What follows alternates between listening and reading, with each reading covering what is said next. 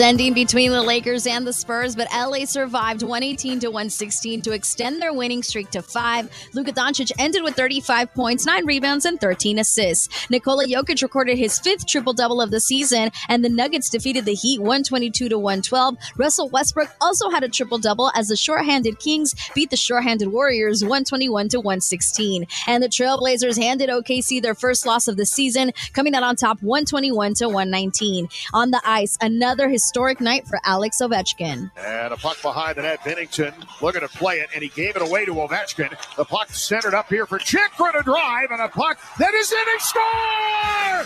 And it's 900 goals for Alexander Ovechkin! You just heard on the Capitals Radio Network, they crushed the Blues 6-1. I'm Monty Bolaños. You're listening to FM 105.7 and AM 1340, WKGN Knoxville, and W289CU Knoxville, Fan Run Radio. I am untethered and my rage knows no bounds! Ladies and gentlemen. All I know is you never had the makings of a varsity athlete. What is it with you and this obsession with this varsity crap? People come to us because we don't sell them an they can't refuse because of the implication. You wonder ever you're a bad man? World needs bad men. We keep the other bad men from the door. Some things are a matter of duty. The world's greatest radio show in Tennessee. That doesn't sound right, but I don't know enough to dispute it. I was about to take advice from a clown who dives headfirst into the shallow end of the pool. It's Talk Sports with John Reed and Cody McClure.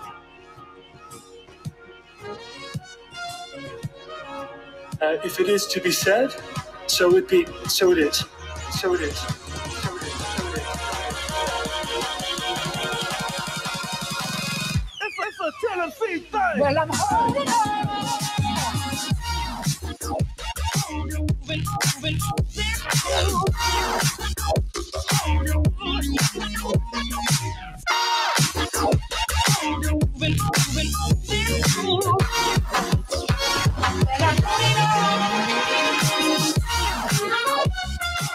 Back in the booth, back on the airwaves, coming at you live from the White Claw Hard Seltzer Studios.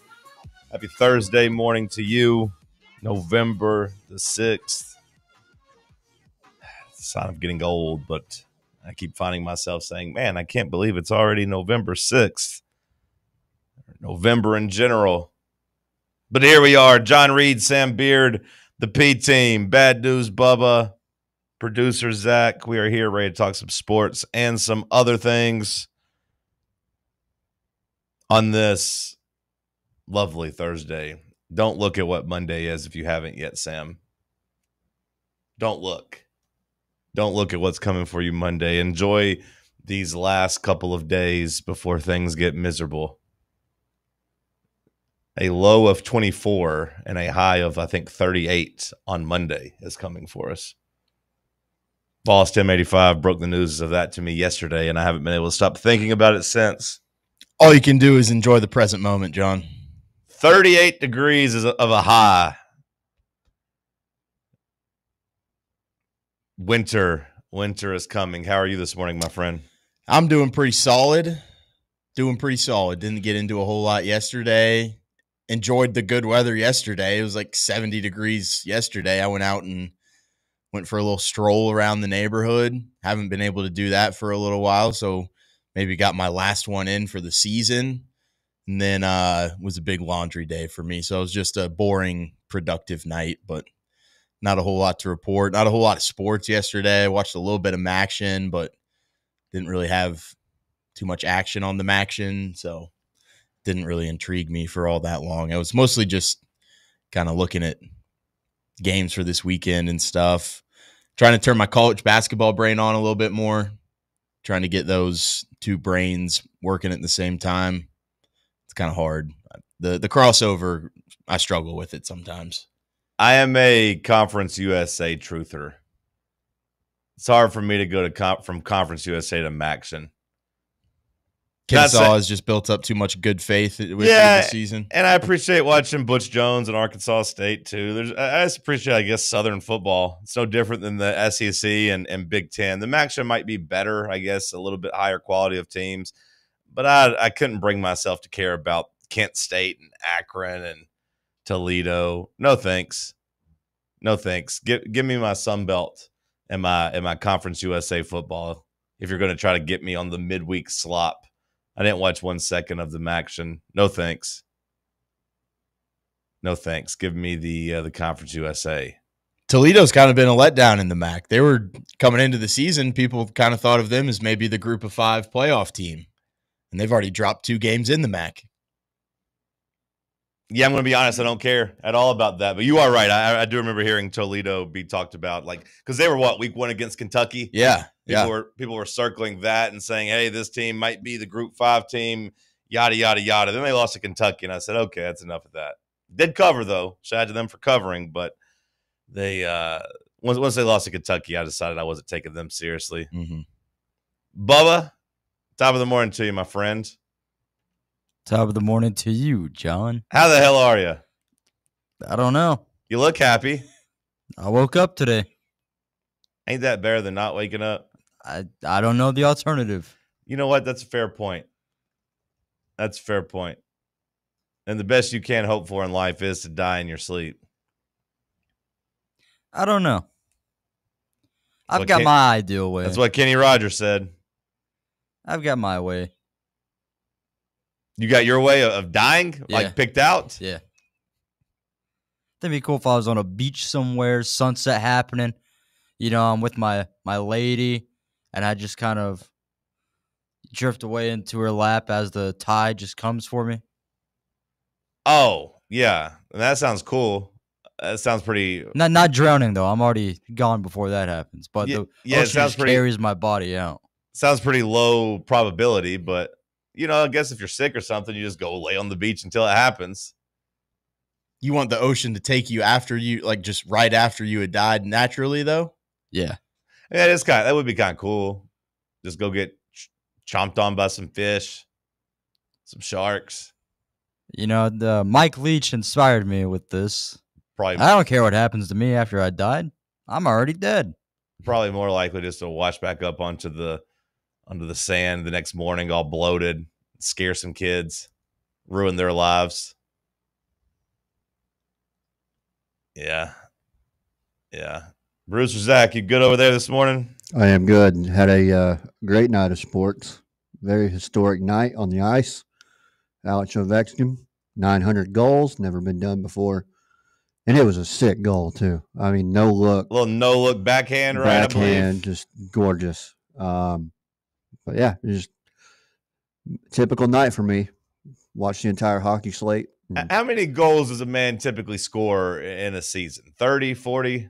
50. I mean, your premier guys are 50. You get 50, 60. A little over, over like 0.6 a game or something like that. Yeah. Score once every 2 games, a little bit more than that pace. Yeah, because I remember him chasing, Gretzky last year. And once he caught him, I was like, all right, that'd be a good place to retire. But here he is. And being the only person in a 900 club is pretty cool. Like, it doesn't feel realistic that he could get to 1,000. But I guess if you tell me he could score 40 a year. No, I mean, he's looking at 3 years probably. Yeah. Which, I mean, he ain't got 3 years left in him, right? No. Yeah, so he's not going to get to 1,000, I wouldn't think. But being the only person in a 900 club, that's sick. Is pretty cool. He should just retire midseason now. Get to just 900 and cool. Just hang it up. That would be kind of cool. 900 would be way cooler than getting to like 930 or something. But all right, so you had that milestone. Kind of weird, but one of the things I saw this morning was Russell Westbrook also made history. I don't know if you guys care about him being the all-time leading rebounder for a guard, but he did break that record last night, which was kind of cool. What is that number? It is, I got it in front of me. Let me see. I don't know what the number is. It's Who not did he like jump. Jason Kidd. Jason Kidd, who is a good, guard rebounder. Respectable.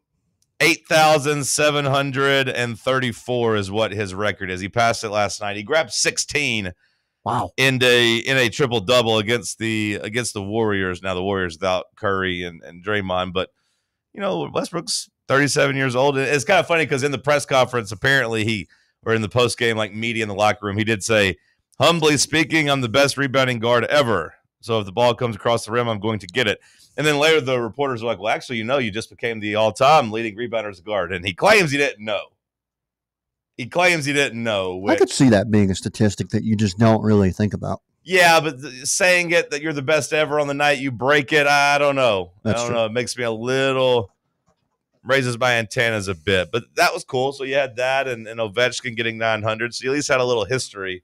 I feel like all Russ has going for him left in his career is just stacking up statistical wins. Yeah. So I feel like he's got to pay attention to all that stuff. I feel he's such a weird test case of a basketball player because, really his entire career, I think he is the face of take the bad with the good. Because there was a lot of inefficiency and some flaws to his game, but he has just been such a force.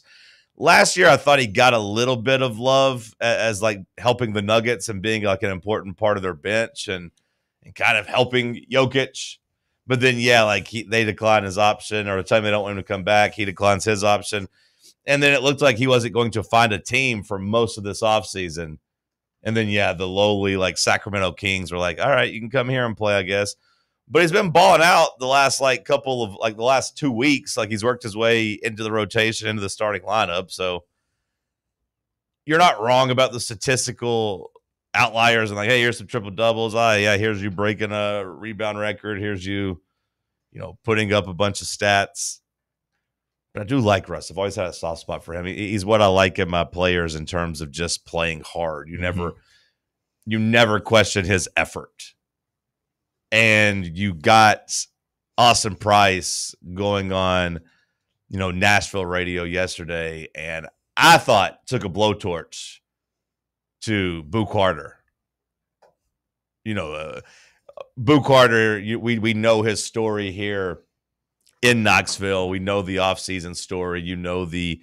The questions about his commitment to the team, the NIL, the money, the trouble, all those things. We followed the saga. Thought Halloween was over. You thought Halloween was over. No, it is. But the scary stories are still popping up for Tennessee. But the story of Boo Carter. And then you saw that he didn't even play at all against Oklahoma. Now, his mom went on Facebook and said, hey, he's got a hip injury. They just didn't put him on the injury report because he's the only person that can return punts.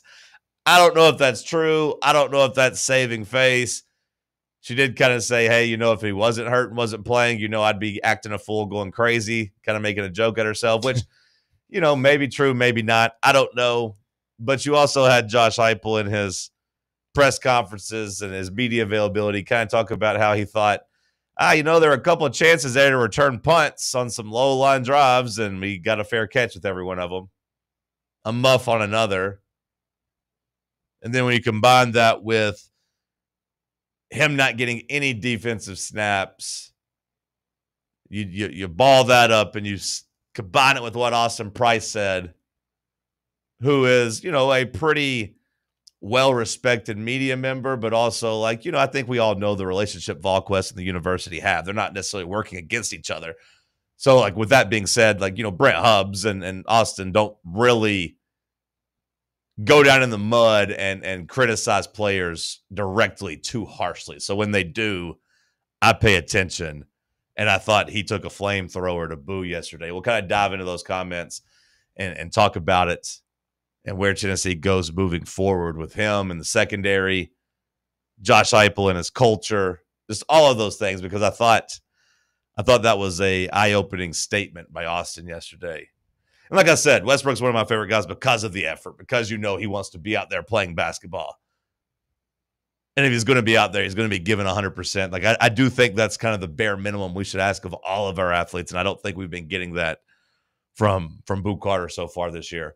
We'll dive into it after the break. Stick with us. It's Talk Sports on Fan Run Radio. Big Orange Country's home for sports. This is Fan Run Radio. Welcome to Axle Logistics, where excellence isn't just a goal, it's an energy. As a leading third-party logistics company, Axle is powered by an award-winning culture built on a work hard, play hard mentality. Here, the drive for success is contagious and hard work never goes unnoticed. Whether you're just starting out or looking to level up, Axle Logistics is the place to launch your career. Join us and take your ambition to the stars. To learn more, visit axlelogistics.com. What kind of day is it? It's a White Claw day. Light and refreshing tasting, uniquely cold way filtered. There's an iconic flavor for everyone. Come on, grab a pack. White Claw. Grab life by the claw. Please drink responsibly. Hard seltzer with flavor. White Claw Seltzer Works, Chicago, Illinois. Yeehaw! I've been hooting and hollering ever since I started betting with the VIP Play app. VIP Play has more than 200 leagues. Every bet type you can imagine. Live betting and live hosts, all with 24/7 support from real live people when you need them. Start betting better with the VIP Play app today. Don't be a better, be a better with VIP Play today. Download VIP Play today or head to VIPPlayApp.com. Make sure you use the promo code FANRUN to take advantage of their welcome bonus and so they know that we sent you. Gambling problem? Call 1-800-88-99789. Must be 21 or older and located in Tennessee to bet. For over 3 years, Crumble Cookies has served the Knoxville area. From Clinton Highway to Parkside Drive, even our friends out in Maryville have reached you, our fans, with the best cookies in the game. This fall, Crumble is gearing up for yet another fantastic season. Whether you're tailgating or looking for a pick-me-up after getting the kids from school, Crumble has you covered. Download the Crumble app to check out this week's rewards and features. And stop on by. Tell them Fan Run sent you, but don't miss the cookies. Got a problem tree looming over your home? Call ECR Total Landscapes. Whether it's trimming, removal, or storm cleanup, our certified pros get the job done safely and efficiently. We're licensed, insured, and ready 24/7 for emergency calls. Big or small, we cut them all. ECR Total Landscapes. Call now for a free estimate, 865-384-2012, and mention promo code FANRUN for free stump grinding on any tree removal now through the end of the year. Also, visit us at ecrtotallandscapes.com.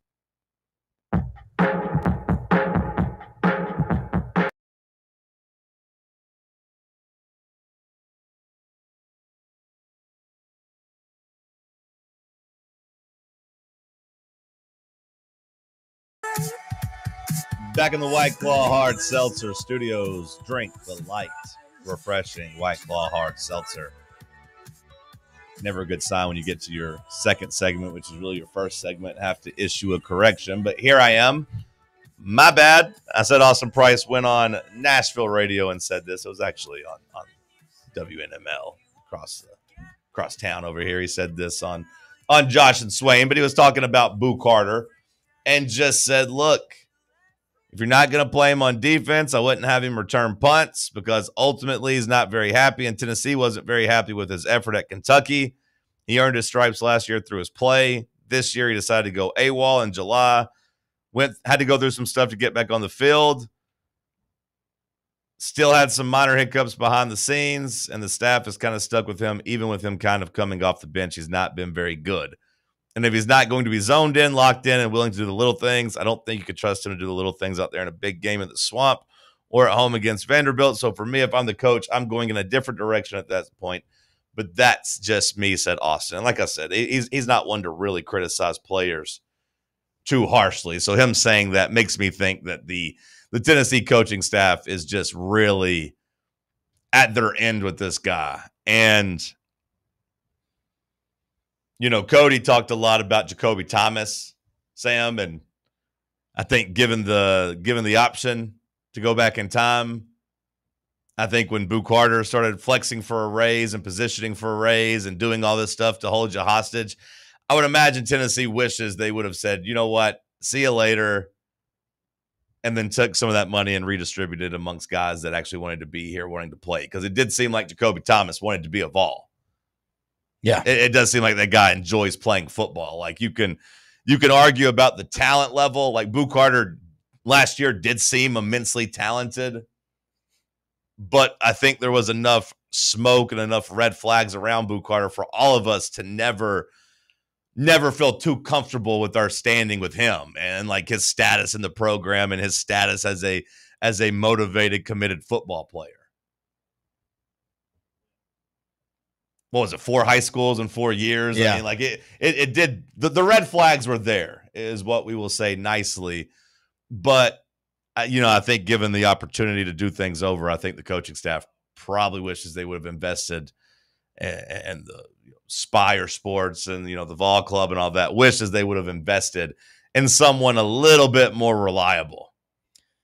Reading this stuff back, I almost wonder if this is kind of like a PR save face move for Tennessee football just this offseason when you had all of the national attention on you from the Nico saga and everything.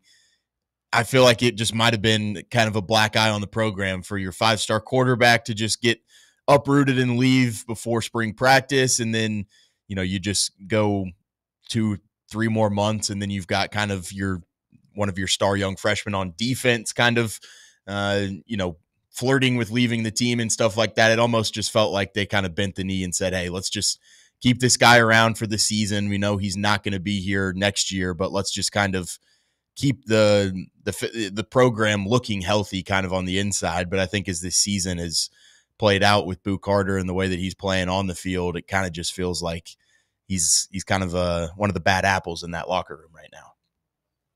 Could I interest you in a Mama Boo update on this situation? You know what? Yes, you can. All right. So 14 minutes ago, she said, not being rude, but if you know, you know. I'm not stunting nothing.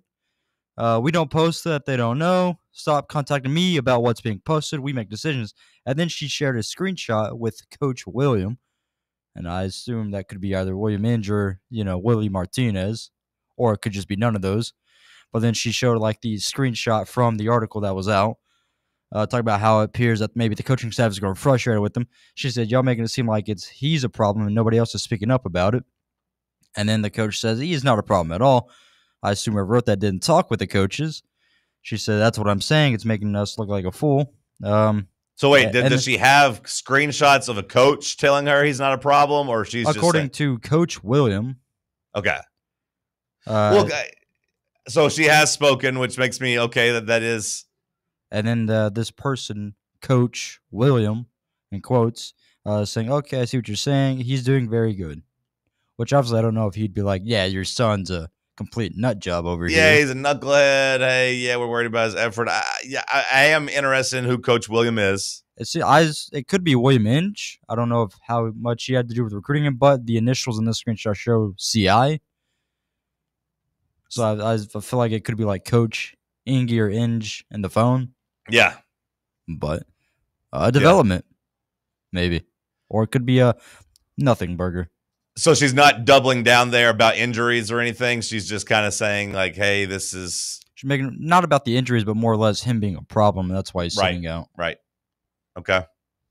Inge is linebackers coach, yes? Yeah, but it maybe like Bubba said, there could have been Martinez. Relationships there. Well, no, just relationships there and recruiting and stuff. Like, I mean, it's not always position specific, but a lot of times it is. But you never know, like, what type of relationship the parents have with different coaches when they come up to meetings and whatnot. So you said the contact says CI on it, so like, yeah, yep. That would maybe connect and say Coach Inge, but yeah, not necessarily going to be coaching him on the field. But Sam, I thought your question was a good one, a fair one, in terms of just kind of having ultimate leverage, because you're right.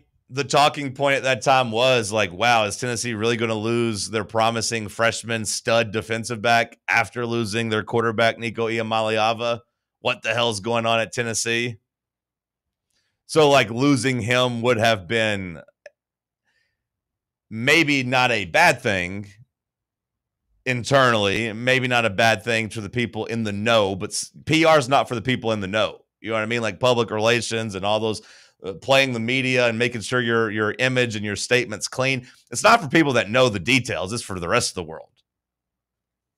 So, like, in Knoxville, I think we all kind of would have looked and said, 4 high schools, 4 years. It is what it is. NIL, nothing you could have done, Nico, yada, yada, yada.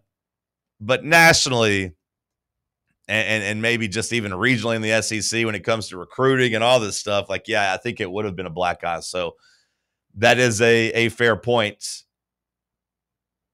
That raises the question of, should you care more about, perception and what people think about you versus what you got to do, just making tough decisions. But also I'll say, like, another form of leverage was like, man, we were thin at defensive back. Like, Ricky Gibson wasn't hurt at that point, but McCoy was.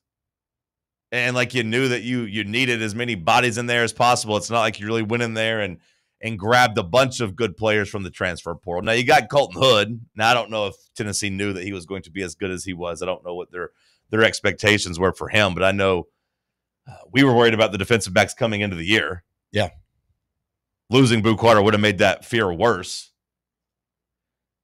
But with all that being said, I think we all agree he's been bad this year, right? Like, he hasn't really done anything. He hasn't done anything in the punt return game. He hasn't done anything good, really, like, consistently on defense. Not saying he hasn't had a couple plays here and there, but like, there's been a whole lot more lowlights than there have been highlights. I feel like if you were that concerned about the depth at your corner position, you'd be playing Boo Carter more throughout this year. Like, we haven't even gone out there and played him all that much in a game. I don't even know if he's had a game where he's played, the majority of snaps in it. It feels like he's just a situational guy. So, I mean, I do think that secondary was thin, but like, if it was as thin as we kind of thought it was, I feel like they would have just sacrificed the off-field antics for what he can bring you on the field. That's a fair point too. So what do you think the move is? Like, does Tennessee, if you're them, do you just pull the plug now?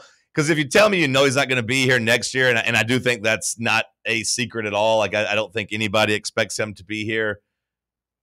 The relationships have been soured, and the play has deteriorated to a point where it's not worth it. You just take whatever money you've promised and say, hey, man, just go on your way. We'll reallocate this somewhere else.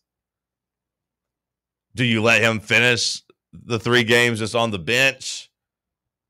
Do you move him from punt return? Because I do think I don't really want him handling the ball. Like, he muffed a punt against Oklahoma.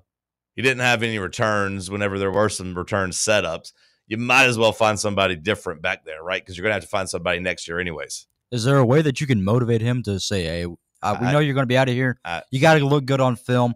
Go out there, play your ass off, and then I don't think so. I mean, what you're saying is right, Bubba. Like, that would be what you would try, but I don't think that gets through to him at this point, because like, that should have been a mindset the entire year. You know what I mean? Like, hey, ball out one way or the other. Like, the best way to get paid playing football, either at the NFL level or at the college level, is to be good at football. Like, you should have been doing that all year. Even if you're unhappy, go out there and make the best of it. And then, like, like the players in the NFL, hey, I'm going to try really hard. I'm going to try to get traded. I'm going to try to get picked up by a different team. It's the same kind of mindset, NIL. Go out there, play as good as you can, put some good stuff on film, and get out of there. So I don't think you could say that to him now at this point. You would hope that, like, this type of story would motivate him himself, like, and embarrass him, and like you would hope, like, not playing at all against Oklahoma would embarrass him and he'd be locked in and ready to go. But it does feel like too little too late. Hindsight's always 20/20 in these situations, but it does kind of feel like with what you've gotten on the field from him, I kind of wish we just handled this almost like Kim Caldwell just handled the Ruby Whitehorn situation, where it's like, hey, it's probably going to hurt us on the field this year, but culturally moving forward for the rest and setting a precedent for our current locker room, it's probably better for the program in the future. I wish we knew the exact details of those things, because I think it's easier with Ruby Whitehorn. Legal trouble type. Yeah, of thing. when you have 2 legal troubles, and like to our knowledge, like Boo didn't necessarily have that, Sure. right? There were rumors of some, involvement, or at least being linked to some stuff in Chattanooga. I don't think anything really came from that. So otherwise, it just seemed like, hey, like going AWOL, not going to California on vacation, like his mom said, just not answering people. Like, that's bad. I think that's a bigger sin in the locker room than getting caught for weed is. You know what I mean? So like, I think you're not wrong in comparing it to Whitehorn, but if you're Caldwell, you at least have 2 things you kind of got to point to. They became public, like concrete reports and concrete situations. But yeah, I would imagine in the locker room, the Lady Vols care much less about Ruby Whitehorn getting caught with weed. than the Tennessee football players cared about Boo Carter not being at practice and not answering people. Like, that's a bigger sin. So maybe it should have been treated that way. But yeah, clearly it wasn't. And you talked about the PR. Do you remember how you felt in the summer? Because I do feel like most Tennessee fans were ready to hit the panic button if he left. I do feel like most people wanted him back. Is that how you felt? Do you remember? Yeah, I mean, I do think I was in the camp of like, hey, the secondary is really thin, and yeah, at some exactly. point, you sacrifice. Every football team kind of sacrifices one or two players that maybe don't make the best decisions off the field, but can have an impact on the field. But I don't think I expected his impact on the field to be this small this year either. Yeah, no, I think that's completely fair, because I think I was in the camp too of like, hey, trust the leadership on your team. If they allow him back, just go with it, roll with it. You're allowed a couple knuckleheads on every team. Every good team is going to have at least one or two enigmas or somebody that's a question, a diva, a pariah. Like, you don't necessarily want those guys, but you got to accept that there'll always be one or two. Mm-hmm. Now, with that being said, if what Austin Price is right, which I assume it is, there's still been some hiccups behind the scene.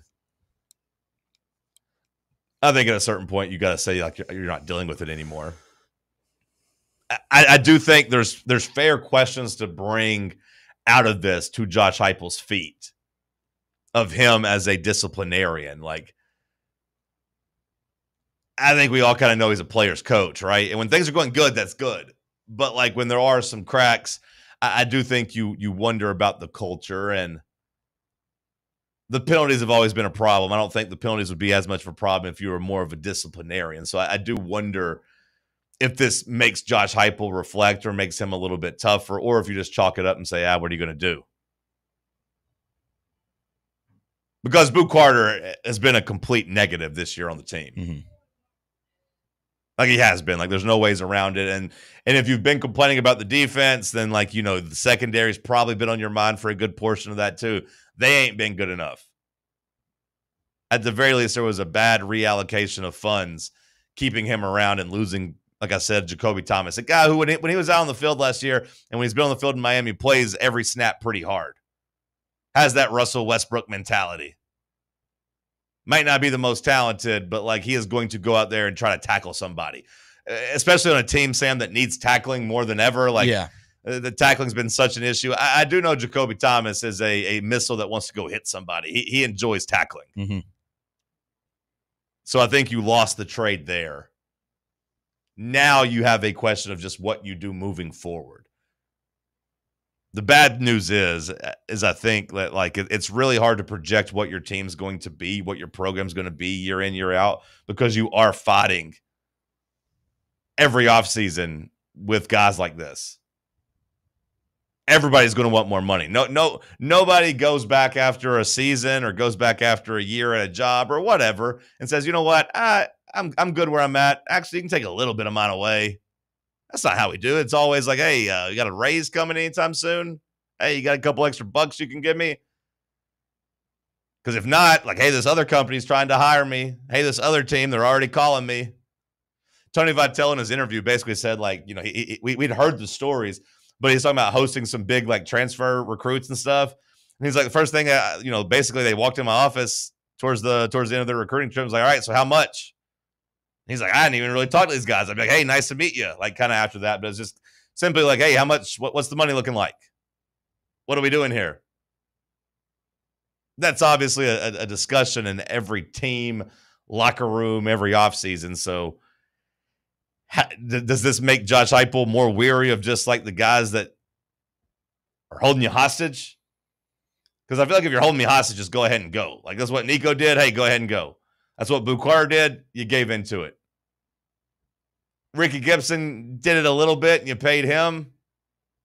You didn't get anything from him this year either, which is... What a bad return investment. Well, I mean, it really is. And, like, when you talk about the defense and you talk about the struggles of this team and you talk about the budget and everything, that's what I said to Brooks Austin. Like, hey, that's all fine and dandy, but if you tell me $4 or $5 million of what this NIL budget's been this year is Jermod McCoy, Ricky Gibson, and Boo Carter, like... I think the trend you're starting to see here, John, is all of those names you just listed besides Jermod McCoy are guys that we've heavily invested in out of the high school ranks. Like, do you need to change your recruiting approach where Josh Heupel clearly hasn't been much of a portal guy? You've clearly seen so many of these teams that just go build a new defense year to year in the portal type of thing. Like, is that how you allocate your funds instead of just saying, all right, well, let's go invest multiple millions of dollars into this guy and just hope he can pan out by year 2 or 3. And if he doesn't in year 1, that's even better for us. I mean, it makes the high school recruiting and it makes the development much more important. But like, you know, Mike Matthews did the same thing. And I think I'd give Mike Matthews a pretty good grade this year, right? I would say so, but I don't know what he's getting paid. You know, like Sure. how much is he worth relative? Really right, relative to his salary and like what he's made at Tennessee. That's a fair rebuttal, because I think he's been really good. But probably, would you say he's been wide receiver 3 for most of the year? Yeah, like I would bet he's getting paid wide receiver at least 2 money at a bunch of different schools, and yeah, he's clearly been the 3. I like Tennessee's mentality. I think you have to invest in your high school guys because I just think those guys have such a higher ceiling. I think Boo Carter did show on the field last year he could play high-level SEC ball when he is locked in and good. Now, I don't think he's good enough or talented enough because he really just ain't big enough to be like a physical specimen. You know what I mean? Like, I don't think he's good enough to take a whole offseason off and come back and do it at 70% speed. And I think that's what we saw from him this year. But like, I had no issue with keeping him around because he did feel like one of your 6 or 7 best players on your roster. I do think if he pans out, if he's good, he's better than what you probably could have gotten in the transfer portal. I do think he is a better, or I should say maybe more talented football player than Jacoby Thomas, who we're comparing him to. But you got to have the want to, you got to have the desire, you got to have all that stuff. Like I say, he's not good enough to take a full offseason off. So if you're asking if I want Josh Heupel to recalibrate his strategy, I would say no.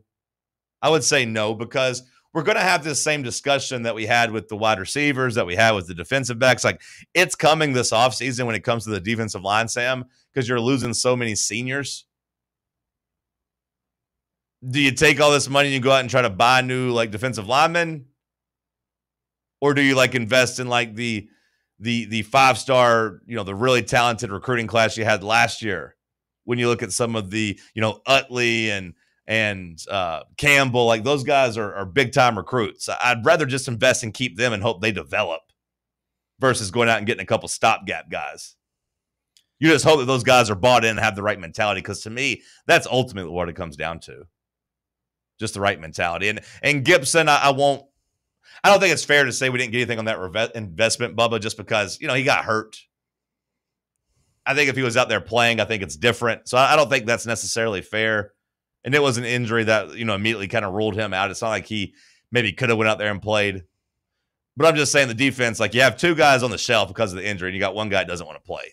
Those are probably your three of your 5 highest paid defensive players, I'm guessing, at least coming into the year. And maybe some people got some raises. Maybe Colton Hood started balling out and they took care of him. I don't know. But I would say Boo Carter, Ricky Gibson, Jermod McCoy, 3 of your 5 highest paid defenders. So one thing Sam kind of pointed out, and I thought it was interesting, was like the whole recruiting aspect. Do you think that's going to change now based on position-wise? Because we're seeing a lot of this, you know, with the money and NIL stuff with either, you know, the defensive backs or with the, you know, skill position guys on offense. So, you know, we're not seeing it with, you know, the guys up front, the trenches, you know, not many linebackers or, you know, things like that. So Tennessee has not really done on the defensive line. Like I said, you might get a stopgap here and there. You might bring in somebody, but like for the most part, it's been like, hey, you're going to get recruited by Rodney, and he's going to develop you, and you're eventually going to be good. Like that's just kind of how it's worked. You've gotten the benefit of the doubt there. So does that reflect on the coaches though? At that point, because you know we're not seeing the D line have these issues, but with the defensive backs, you know we've seen a lot of holdouts. So yeah, no, I mean, I don't know, like. Is there not a discussion probably to be have about the mentality of like wide receivers and defensive backs versus big uglies in the trenches? Like we've always talked about that, right? The different mentality. I think there's a little bit to that too. Like you know, the more defensive linemen are going to play. So like there's not a scarcity of minutes and snaps on the defensive line. Like if you can play, you're going to get 20 snaps and you can go out there and make an impact. And then you get a little bit more, then you develop. And like there's been a long track record of that. Wide receivers here, of course, like there's not a lot of snaps to go around. Either you're on the field or you're not. That's kind of been the way it works. Defensive backs, a little bit in between too, but for the most part, hey, your starting corners are going to be out there playing starter corner snaps. Like you're not coming off the field nearly as much. But also, like I do think there's probably some football psychology of just divas versus the big uglies in the trenches. Zach, you had something to add? Yeah, I was just curious y'all's thoughts on, you talk about high school and, the transfer portal. We're going to one portal window now. And how do you feel, I guess, with that? Because you don't have, I guess, your fall portal now. I think that's what they took away, maybe. Maybe I'm wrong. But you have one portal window now. So how does that kind of, when you talk about roster management, divvying up money, how does, versus your, Yeah, hopefully it just keeps guys from not coming back in the spring and holding you hostage, because that's kind of what happened with Boo Carter and Ricky Gibson. Like he got into spring practice, like, actually, I need some more money because I'm doing all the cornerback one work around here.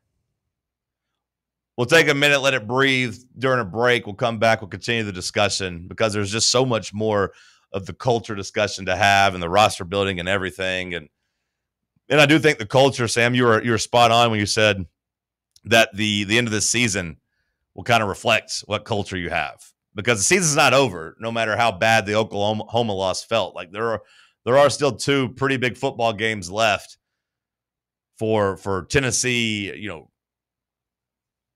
rivalry reasons and just like some program health reasons. We'll continue the discussion on the other side.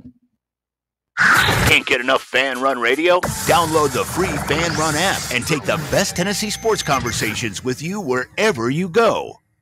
Got a problem tree looming over your home? Call ECR Total Landscapes. Whether it's trimming, removal, or storm cleanup, our certified pros get the job done safely and efficiently. We're licensed, insured, and ready 24/7 for emergency calls. Big or small, we cut them all. ECR Total Landscapes. Call now for a free estimate, 865-384-2012, and mention promo code FANRUN for free stump grinding on any tree removal now through the end of the year. Also, visit us at ecrtotallandscapes.com. Hey, Vols fans, Cody Brown here. I grew up right here in Tennessee and know what it means when someone says, I've got your back. That's why you can trust Farm Bureau Insurance of Tennessee. Whether it's your home, your vehicle, your family's future, or the business you built from the ground up, we will show up for all of your insurance needs. We are Tennesseans who understand what matters, which is doing right by you. Insurance is not all about just paperwork and policies, but it's about the people we insure every day. So if you want insurance that hits home, give me a call at 865-992-3871. Go Vols. Today, we raise a glass of Jameson Irish whiskey to the sport of football. Hear, hear! To Gaelic football, born in Ireland in 1885 in its thrilling blend of soccer, rugby and basketball. On a massive field, 15 players kick or hand pass a round ball to score points over a bar or into a net. No pads, no helmet, no sense. Hear, hear! To college football, which kicked off in 1869 when Rutgers beat Princeton 6-4 in the Battle of New Jersey. With 11 players and helmets and pads, teams battle on a 100-yard gridiron with explosive pass plays and hard-hitting tackles. Unless you're called for targeting. Hear, hear! Since 1780, Jameson Irish whiskey has been enjoyed by sports fans all around the globe. Whether your football is Gaelic, American, or even soccer, we can all agree on super smooth Jameson Irish whiskey. Hear, hear! Dick's House of Sport at Westtown Mall is a destination devoted to sport, and it's your destination for exclusive events and experiences. Come visit a store like no other. Check out our 40-foot rock wall, golf performance center, Hit Tracks batting cage, and outdoor turf field. You can now rent our space for private events and birthday parties. Learn more about our events and exclusive product launches on Facebook and Instagram at Dick's House of Sport KNX. Dick's House of Sport, proud partner of Tennessee Athletics.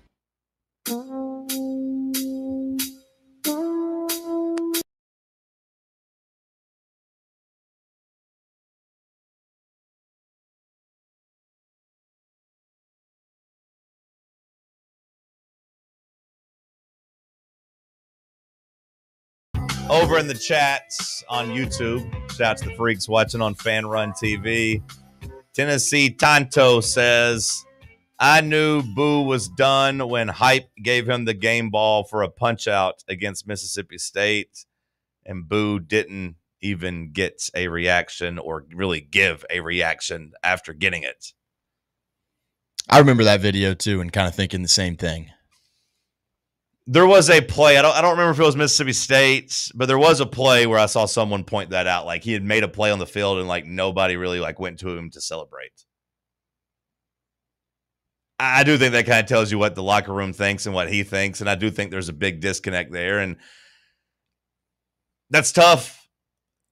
That's tough. You know, the rumors out there are what? That like somebody beat his ass during a practice, like after a practice. That was kind of the talk, right? Is that some of the leaders on the defense had gotten physical with him in the at a practice or something. I think it was Josh Josephs and Tyree West, I want to say, maybe. Were some of the names thrown around. Yeah. I don't think any of that's ever been confirmed, but like there was talk that like some guys had put him in check, and like that's where kind of the disconnect really ramped up, and the feeling of being alone in that locker room really ramped up. But you know, it's not just the defensive side of the ball; it's the offensive side of the ball too. Though, where we talked about the lack of hustle on these turnovers, and it wasn't just the fumble. People had pointed out that they didn't think a lot of guys were running hard on a couple of interceptions either. Like there was a couple of long returns on those interceptions. It does make me worry, but it also makes me really intrigued and interested over the next couple games, because you can sell me on 9-3. Will I be disappointed about losing to Oklahoma? Will I be disappointed about dropping that game against Georgia that, quite frankly, we should have won? Yeah, I'll still be disappointed about that. But, like, you can sell me. You can sell everybody. You can get this hype train back up and rolling with 9-3 and wins over Florida in the Swamp, ending that streak, and beating Vanderbilt to knock them out of the potential playoff spot. Those would be a pretty good ending to the season. Now, again, don't get me wrong. I'm still going to be mad about what happened against Georgia and Oklahoma. And, you know, Alabama, a little disgusted about what happened. But, of course, a road loss at Alabama is never anything to be too upset about. But 9-3 would feel a lot better than 8-4 or, God forbid, 7-5, Sam. I do think the vibes around this program are stabilized and maybe even, you know, still pointing with a solid green arrow up. You go 8-4, you know, you lose one of these next two games, either to Florida or Vanderbilt. I think maybe the green arrow's pointing up, but like yellow, like caution, maybe stabilized. I won't argue about either one of those takes. If you're saying it's still okay, we're still on the right track, we're still fine, or if you're saying, oh, it's okay. You go 7-5, that's going to feel like a big red arrow pointing down, though, on the progress chart. Yeah, 7-5, I feel like would be kind of a disaster of a season after the way it started. And yeah, I mean, I think just finishing strong is something that is going to tell me a lot about where we're kind of going from here, because you got a lot of guys that are returning next year, and I'm sure they're not exactly happy about where this season has kind of turned out so far. I feel like you're 4 or 5 plays away from being a top 5 team and somebody who controls their own destiny and, you know, is in the driver's seat to like host a college football playoff game. And you got to hope that kind of that is a motivating factor instead of something that kind of brings you down. And yeah, like I said, this week, I think that the rest of this season is going to kind of show you the resolve of this program. And if Josh Heupel and this coaching staff can kind of get these guys up for games that don't technically matter in terms of postseason implications, but they matter in terms of continuing to develop this program and bring it back to the top. I love Colton Hood. Yeah. I truly do love Colton Hood. I know we're probably only getting 1 year with him because he's worked his ass off and played his way into being a first-round corner, at least on some mock drafts. I think at the very least he's a second, third-round guy. Like, I think you go and you play in the NFL as soon as you can in football, just because you don't have as many snaps in football as you do other sports when it comes to plays. So I don't think he's going to be around for a long time. I think we're only getting this 1 year with him, but he will be one of my favorite players of this era just in this one season. And I thought he had a quote yesterday that gave me a little hope. where he said that the playoff or bust motto is misleading. He said, quote, I think that college football playoff or bust thing, I think it's kind of misleading. As players, of course, you don't want to lose. Of course, you want to make the playoffs. Of course, that's the goal you set before the season.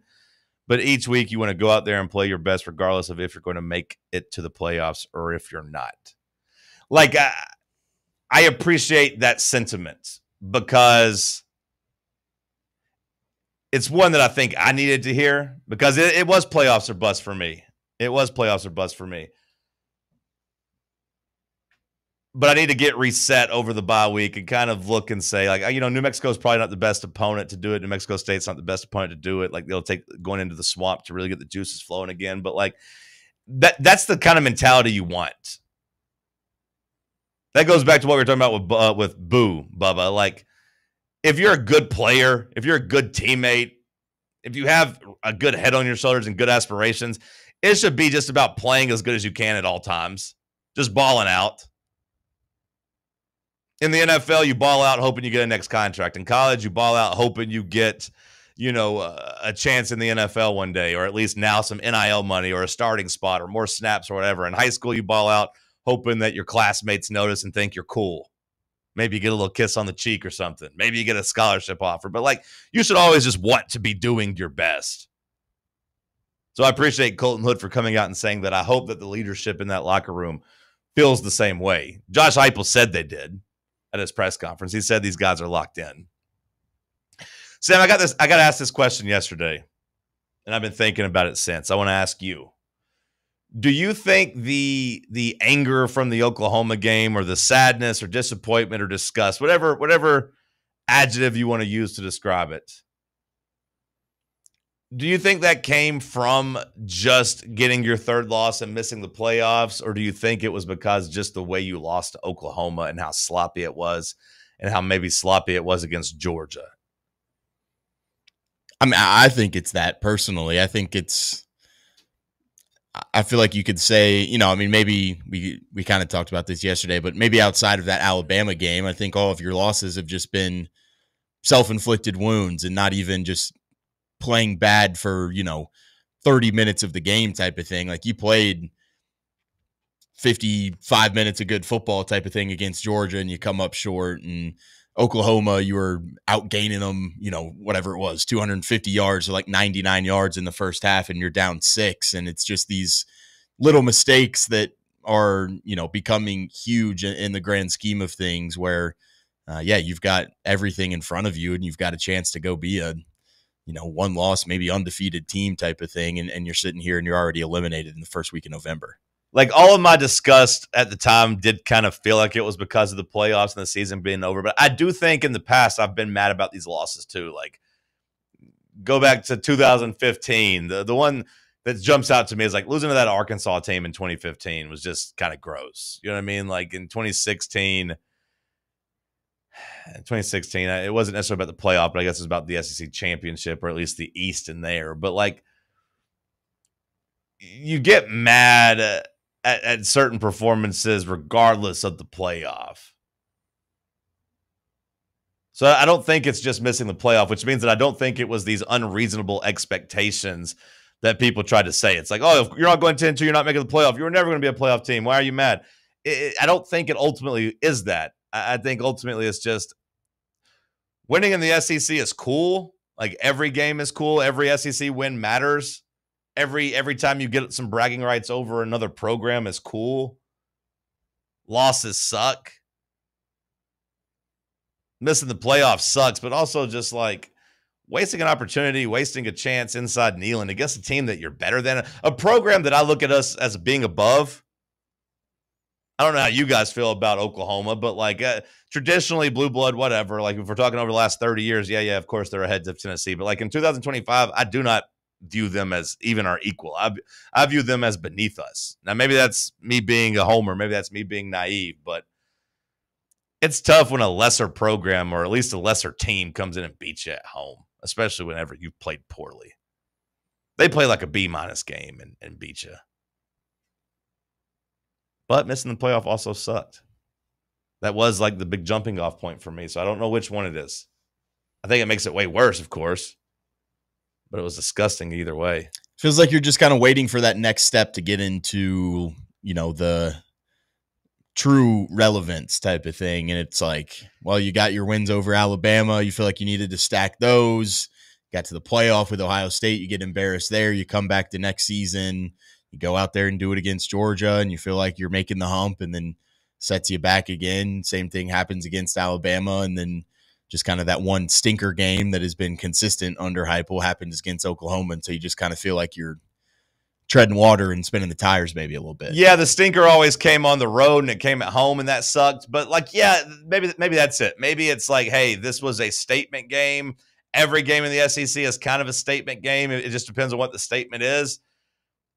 This should have been a statement that you're clear of Oklahoma, making the playoff again. Like, do I think Tennessee would have won a national championship? No.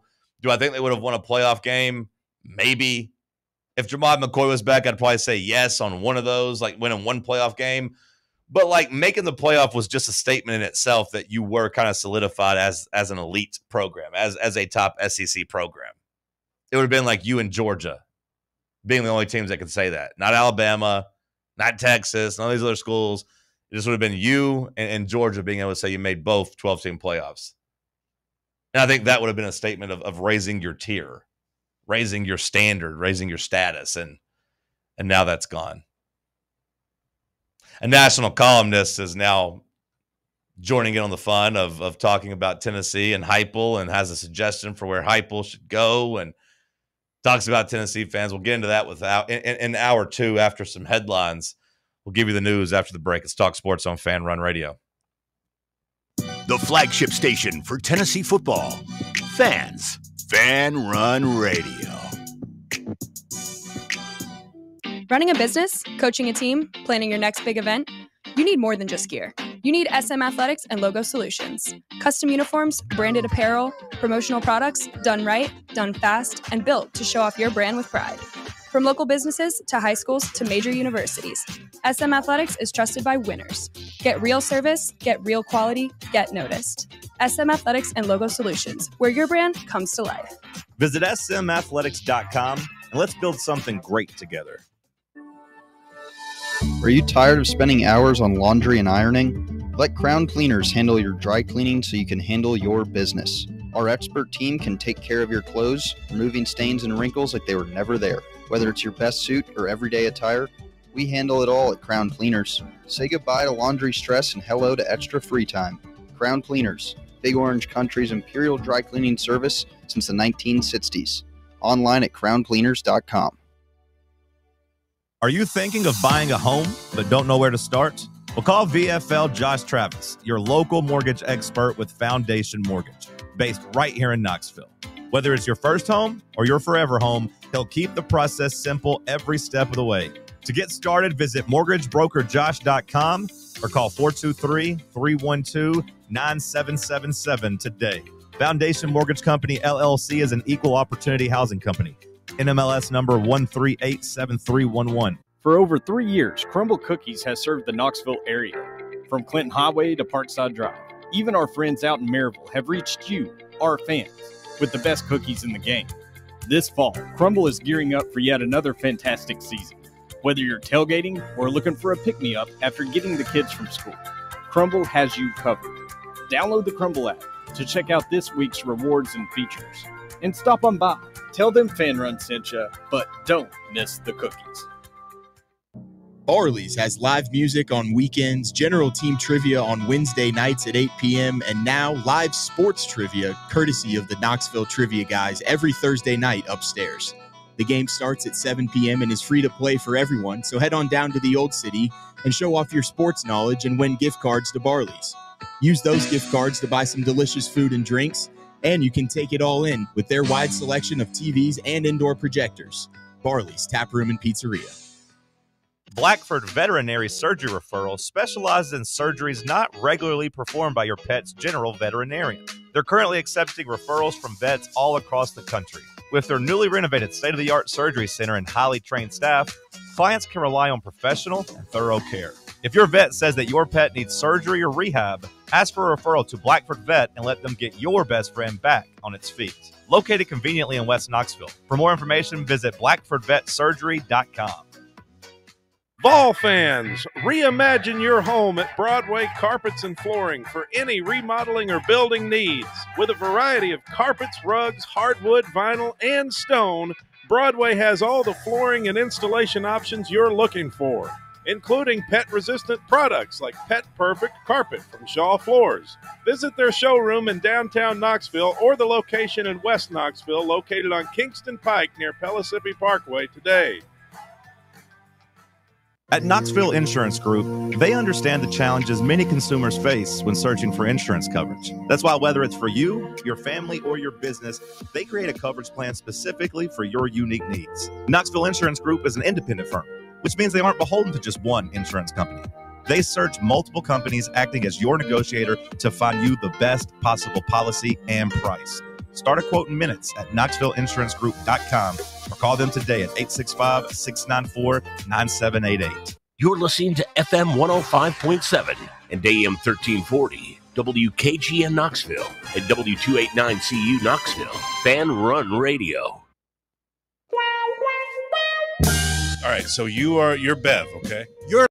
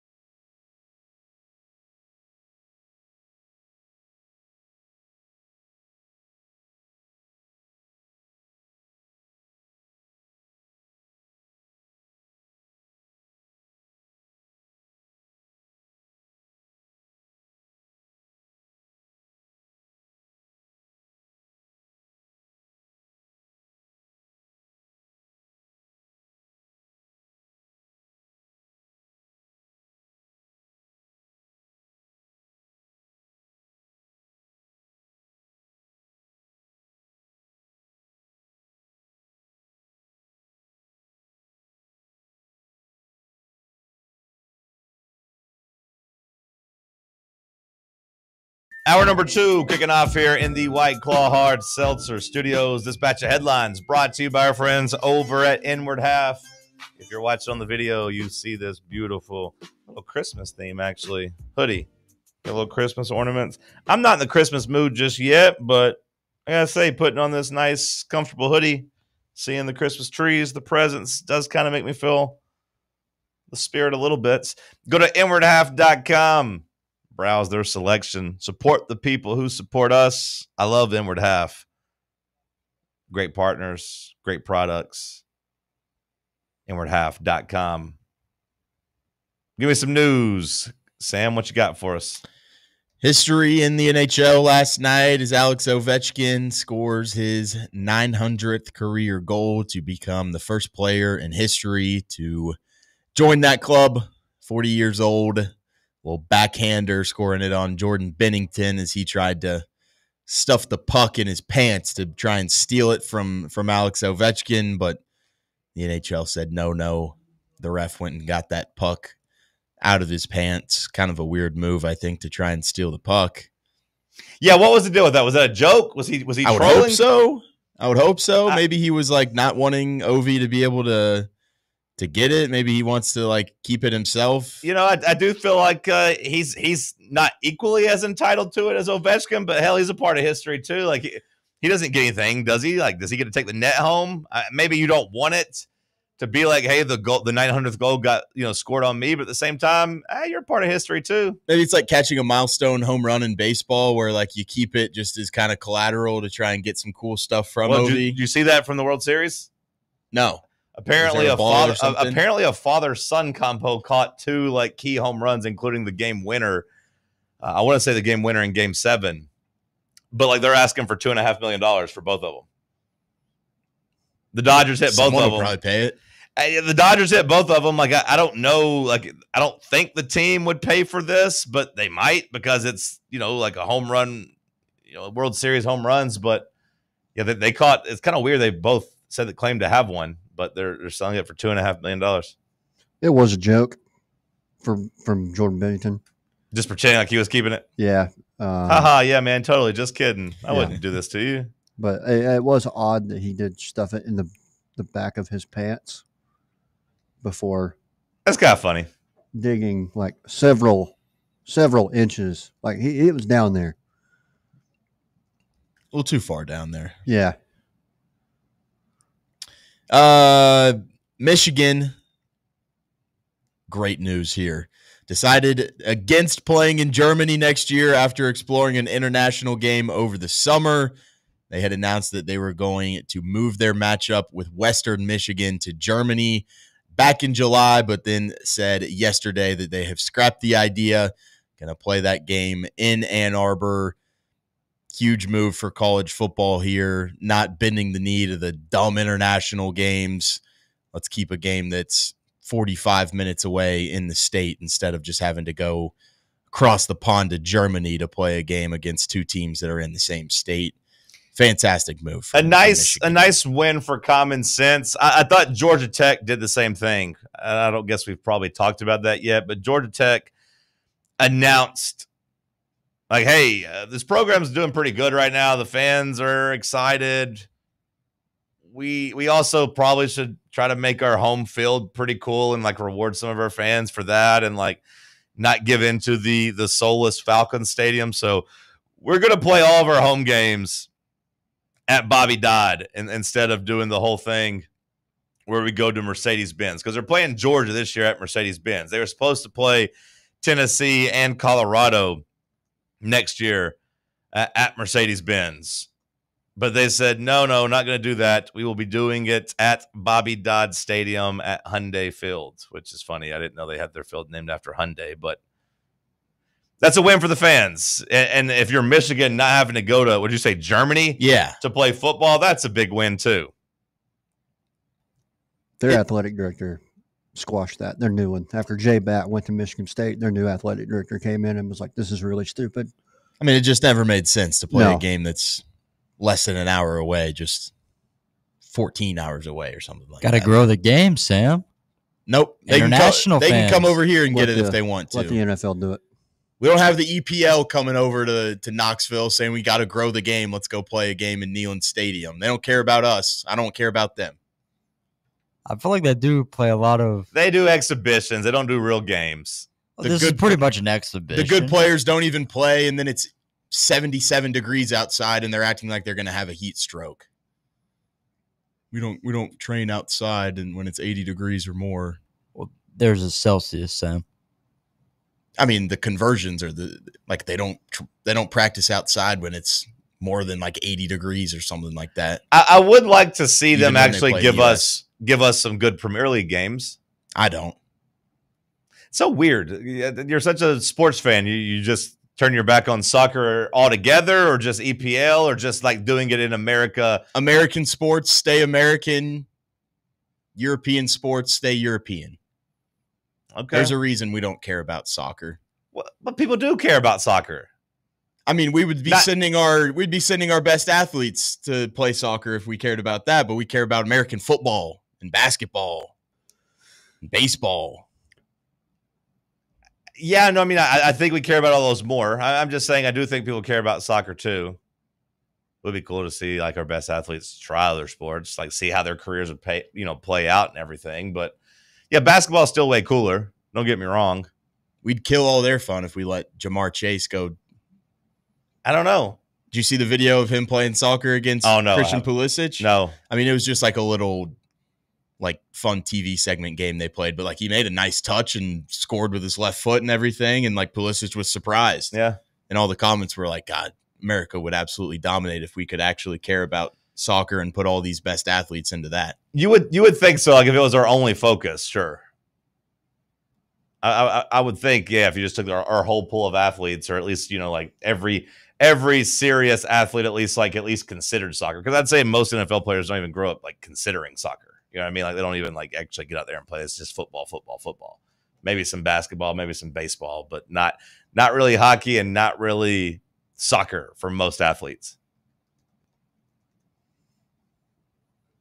Sam, next headline, please. Next headline, a little bit of Tennessee news here, as Braylon Staley has been added to the 2025 Bolitnikoff Award watch list, as he has been tearing it up recently over his last 4 games, 27 catches, 381 yards, and 3 touchdowns. Has definitely kind of become a real strong number 2 in this offense. Obviously, Chris Brazzell, that big play receiver, but the jump that Braylon Staley has made this year has been fantastic, and good to know that you're, transfer portal aside, hopefully if you can keep those guys together, you're going to have a nice young receiving core of Braylon Staley and Mike Matthews, and then these young guys, Tristan Keys, Radar, Travis Smith, all of them into the fold for next year. Man, whenever you start listing them and you start thinking about the money attached to all of them, it's just, there's no way you're keeping all of them. Like, do you think there's even a way you keep all 3 of Staley, Keys, and Mike Matthews? Because that feels a little far-fetched. I feel like you could. I hope so, and maybe I shouldn't say far-fetched. It just feels like it's at least a question to me. Not far-fetched, but like Mike Matthews and Braylon Staley are both going to look like want to be paid like a top guy. Tristan Keys, you're having to pay him like a top guy. I'd prioritize keeping Staley and Keys. I think Matthews has so much more to give. And maybe it just takes a while for it to click for him. I don't know, but like I think he's starting to kind of finally look like a 5-star. I wish we'd have given him the ball against Oklahoma more, because it looked like he was ready to have a huge day. Mm-hmm. They didn't look like they were interested in guarding him or tackling him. Apparently, we were trying to get the ball to him. We were trying? I mean, that's what I've seen is like on the strip sack for a touchdown. Oh, that one, yeah, that one for sure. He's wide open, and then there was another play that he had separation on as well. So I think I don't want to sound like a redneck. I don't want to sound like a football redneck. I don't want to sound like a football novice or anything, but like whenever I watch those highlights and I see the strip sack fumble and I see all that, like, does everything have to be an RPO or play action? We wouldn't have gotten a strip sack if it was just hey, I'm taking the snap, because Mike Matthews was open pretty much from the get-go. Like, did we have to go through the motions of, hey, I'm going to do this fake inside handoff? Whatever happened just to get the ball out quick on just a nice little your wide receiver beats his guy on a slant immediately and you give him the ball? Does everything have to be play action? Does everything have to take a couple seconds to develop? Because, like, when you watch that play, like, Matthews has him beat from the jump. The middle of the field's wide open. Hammer in a quick slant there, and boom, it's a touchdown. Instead, you hold the ball a couple seconds waiting for it to develop, because you got to do your play action. You got to do all that, and then boom, sack. Fumble, touchdown, different game. Is that just a rhythm thing for Joey where he's just it makes me mad. I mean, yeah, it probably is. It's probably also like, you're trying to get the linebackers and safeties to suck up and all those things. Like, I understand the reason for it, and Joey's numbers off of play action are his best numbers. I just hate that I feel like we have to run play action for him to be successful. Yeah. It either needs to be a play action or just a deep shot for him to be successful, and that's frustrating. Anything else, Sam, in headlines? Atlanta Braves have their first 2 additions to their new coaching staff, with Walt Weiss, both getting plucked from division rival, the New York Mets. Pitching coach Jeremy Hefner and first base coach Antoine Richardson will be coming over. So, talked about how we weren't all that thrilled with Walt Weiss. I do think it is refreshing to see that they're not just kind of keeping everybody around, and they have gone a little bit in a different direction in terms of some of those other coaches on the staff. So Hefner's been a pretty solid pitching coach over there for the Mets. We're going to replace Rick Kranitz, who has served 7 seasons with the Braves, as their pitching coach. And then Richardson, 2 young guys. Hefner's 39, Richardson's 42. So getting a little bit more youth in there. Mets led the MLB in stolen base success rate last year. So I think that'll be a welcome sight to kind of see a little bit more aggressiveness on the base paths for the Braves too. For all the talk of the Dodgers ruining baseball, and look, I'm guilty of that too. It kind of ruined my interest in it. But you do also have to have evil empires and people to chase. That's kind of what Tony Vitello said in that interview with Bussin' with the Boys. He said, the Dodgers it's good to have a standard and people to chase. It's good to have. It does appear that the TV markets agree, as according to some reports, 27 million people watched Game 7 on Fox. 27 million Americans. When you add in Canada, they're saying 38 million people across the two countries. Internationally, of course, you go and add Japan to that, and you know, Yamamoto and Shohei Ohtani fans, and they've, of course, joined Dodger Nation or whatever. Like, there'd be a lot of people watching baseball, and we're given a really good game to watch. For that to be a Saturday night during college football season, to get 27 million Americans, that's a pretty big win for baseball. Most watched baseball game since 1991. Really? Yeah. My only question with that is, and I'm not knocking it, but how much does the ESPN debacle play into that? I think that's a fair question, and I think if I'm baseball, I don't care. If Absolutely not. If I'm baseball, we had a lot of extra eyes on us, and we delivered. Yeah. Now, like in terms of, you're talking about like YouTube TV just not having ESPN. Yeah, I don't know. 2 million viewers for College Game Day on Saturday. They barely got that. That was down 700,000 people. There's a little dip there. The Monday Night Football game had a bit of had a pretty big dip too. Big win for baseball, regardless, though. I mean, you can't really control that, and it played in your favor. So, yeah, the idea is just get your product in front of people any way you can, and then hope that the product wins them over. Right? That's the goal. Get them to watch the TV. Get them to want to watch more TV. So, like 16.2 million was the number for Cardinals Cowboys. That's a pretty big drop off from what we're used to on like the big Monday Night Football games. And the average audience this year, I think, has only been around 15 million for Monday Night Football, but that's with like a lot of the double headers and like things going on at different times and games starting at like 10 p.m. So like viewership for Monday Night Football hasn't been as big as usual just over the entire like season when you look at averages. But for a Cowboys game, 16 million seems pretty light. Like you would think it'd be at least 20. So I do think the YouTube TV is having a little bit of effect on ESPN and their programming as they continue to have a standstill.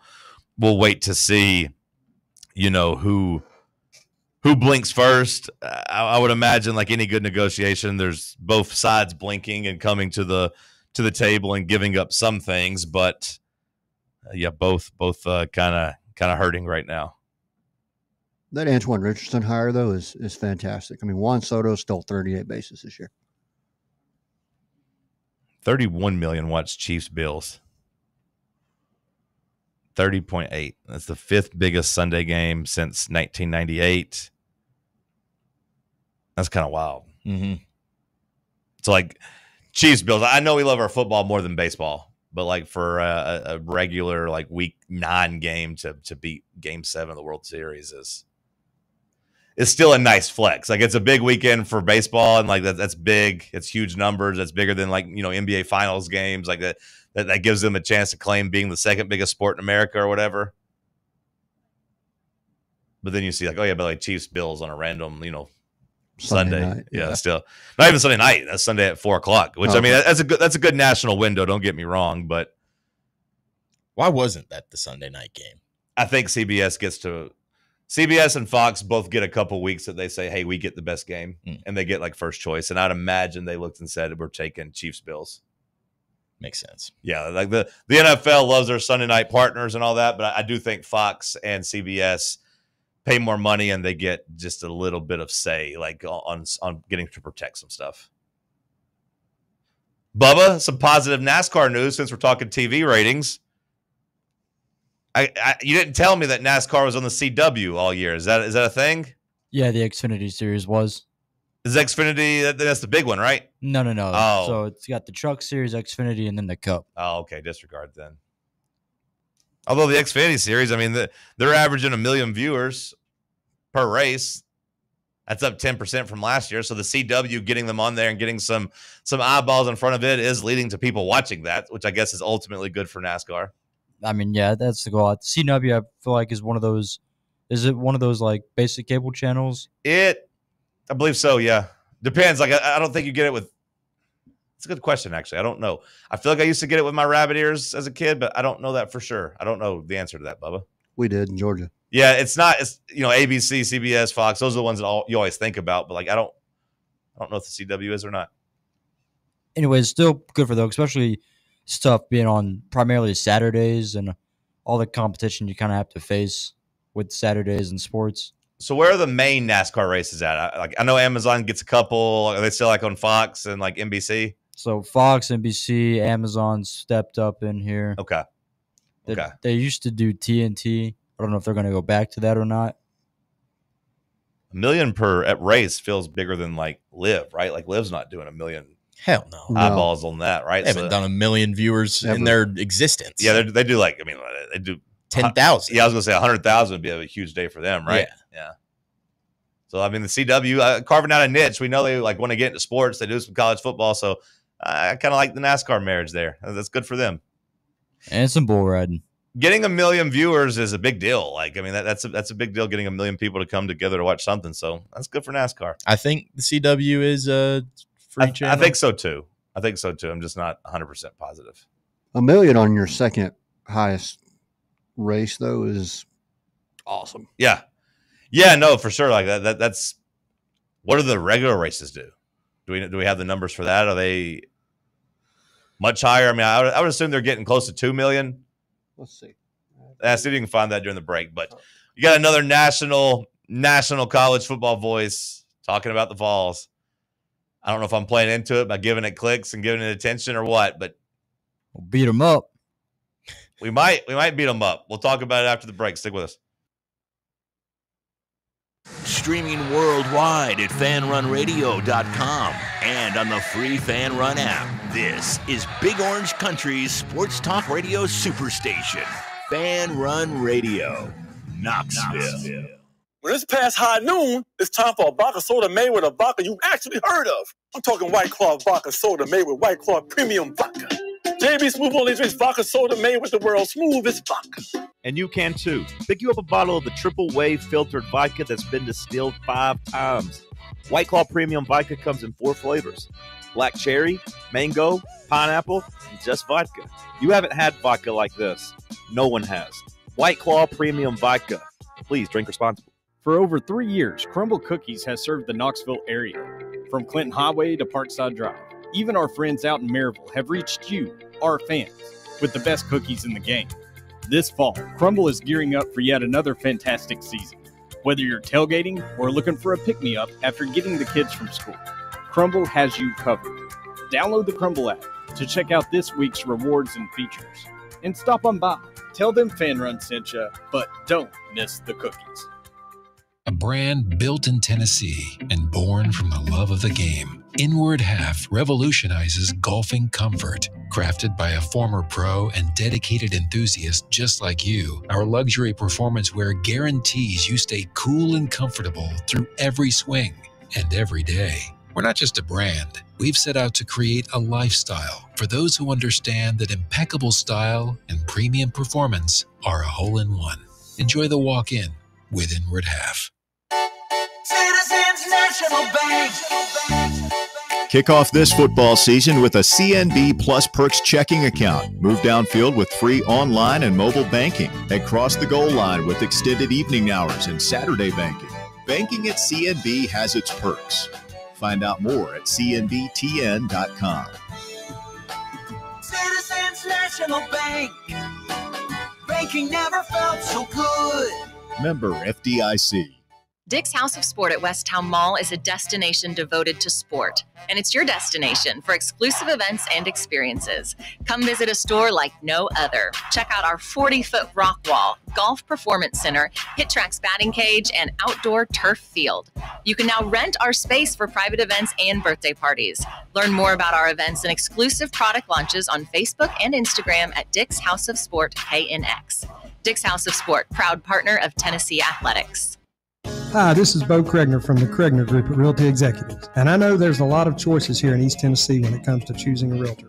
Here's why the Kregner Group is different. At the Kregner Group, our motto is walking by faith, serving others. It's how I live my life. It's how I run my business. Here at the Kregner Group, we're committed to doing real estate the right way. Faith, honesty, integrity. The Kregner Group. Call me anytime at 865-742-1035 or visit my website at boknowshouses.com.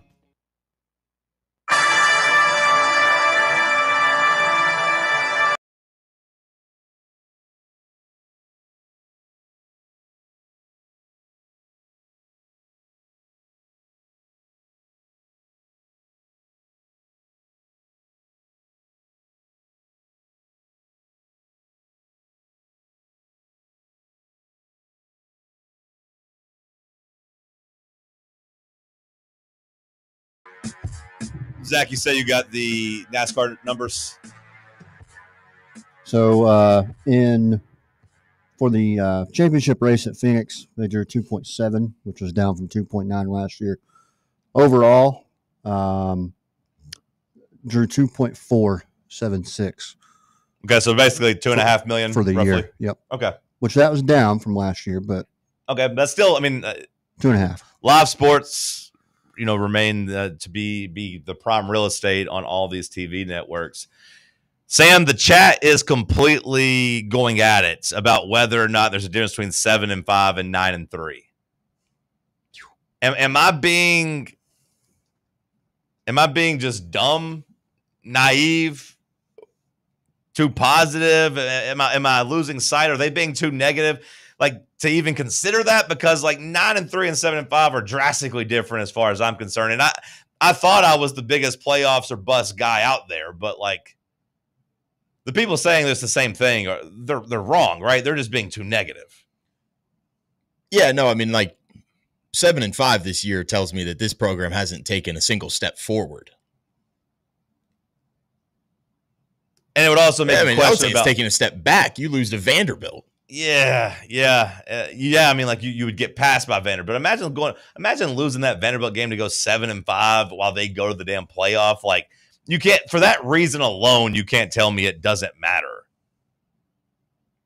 As Boomhauer 4870 writes in the chat, says that taking a win at Florida is very, very important.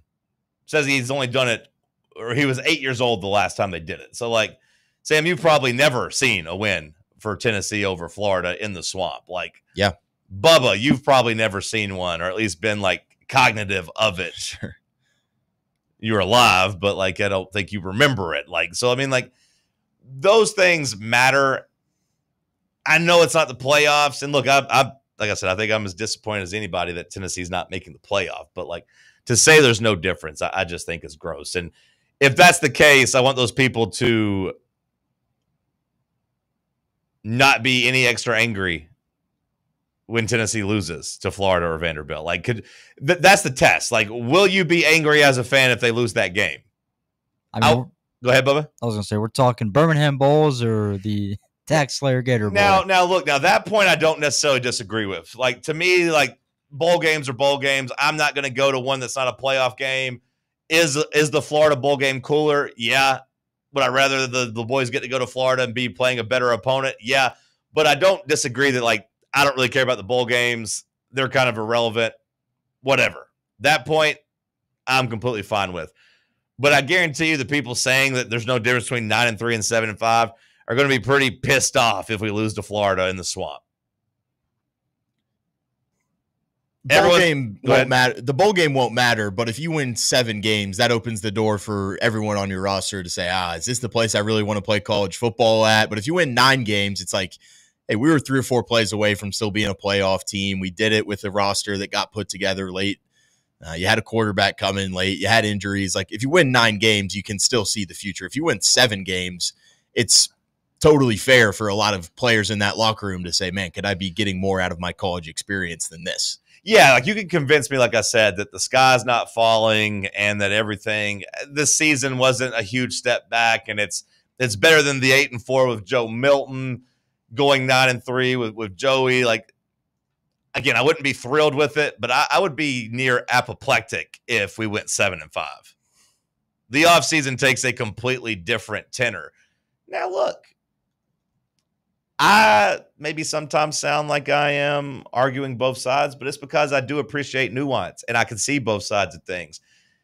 Sam, if you told me we went 7-5 and it was the culture shock that you needed to make the powers that be, the money, go out and be aggressive, being smart with their money and getting you a roster and doing all these things and doing an overhaul of the coaching problems that you need, you could spin me on that in a couple months, right? Like that 7-5, that isn't like a huge, big disaster.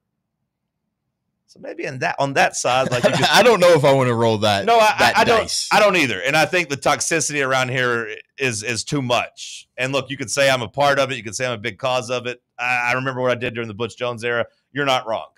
I don't think I've been toxic at all with Josh Heupel. I think those accusations that people throw at me are completely unfounded. I've been a big Josh Heupel supporter.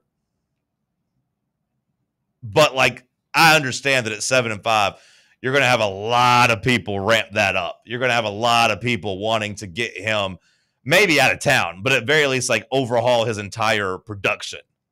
I don't want to go through that reality because I do think, are we a couple plays away from being a playoff team? Yeah, probably. Now you could say we're a play or two away, a fourth down drop or something against Mississippi State from being a 7-5, 8-4 program, and I won't necessarily disagree there. Or like, hey, you did let Arkansas back in. If they got the ball back, maybe you would have lost. Like, if you want to take that stance too, football is a game that you could always look at a couple plays and a game could swing. I just don't want to live in the reality where we're 7-5, like you said, rolling the dice that everything gets fixed. I'm good. I'd much, much, much rather go 9-3 and try to tinker with a couple things than go 7-5 and have it come to Jesus situation. But again, if you're telling me there's no difference in 9-3 and 7-5, you completely lose your right to complain when Tennessee loses to Florida or loses to Vanderbilt in your scenario, because there's no difference. A win and a loss is the same thing to you. Is that a fair compromise, chat?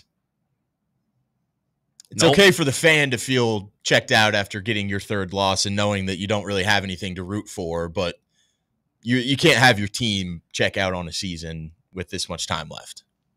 That is a completely good point. It's like the conversation about overlooking opponents and stuff. Like, I don't want my team overlooking New Mexico State, but I'm not paying any damn attention to New Mexico State. Like, completely it's the same thing. Like, lock in, do your job as a player. As a fan, I know we sound checked out or whatever. I know a lot of you might feel checked out. By the time the swamp comes around, you're still going to be in front of your TV watching Tennessee play, rooting for Tennessee to win. All the checked out stuff goes out the window when it actually comes time to play. It's okay. That's the way it goes as a fan. If you go 7-5, though, like I said, you might get some moving trucks start getting sent around to some Tennessee coaches. Leave it to Blake Toppmeyer, who used to work here.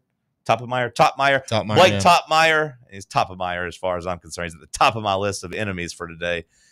Because leave it to him. He used to work here in Knoxville, cover the Vols. He is now kind of a national columnist for USA Today, but this hit my radar this morning at 5:15 a.m. Josh Heupel, leave Tennessee and the posse behind, head to Penn State, he writes.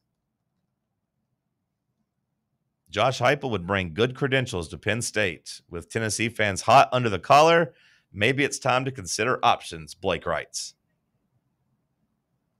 Says if he is Josh Heupel, go to Penn State. Do your best to get to Penn State, a place that needs offense and quarterback development and a coach that can occasionally beat some rivals. Which I think is if you're saying that Josh Heupel has offense, can develop some quarterbacks, and can beat occasionally a chief rival, I do think he could do all those things. But says it's time for him to make the move because people are getting upset, getting restless. Jonathan Crompton, he says, called him James Franklin.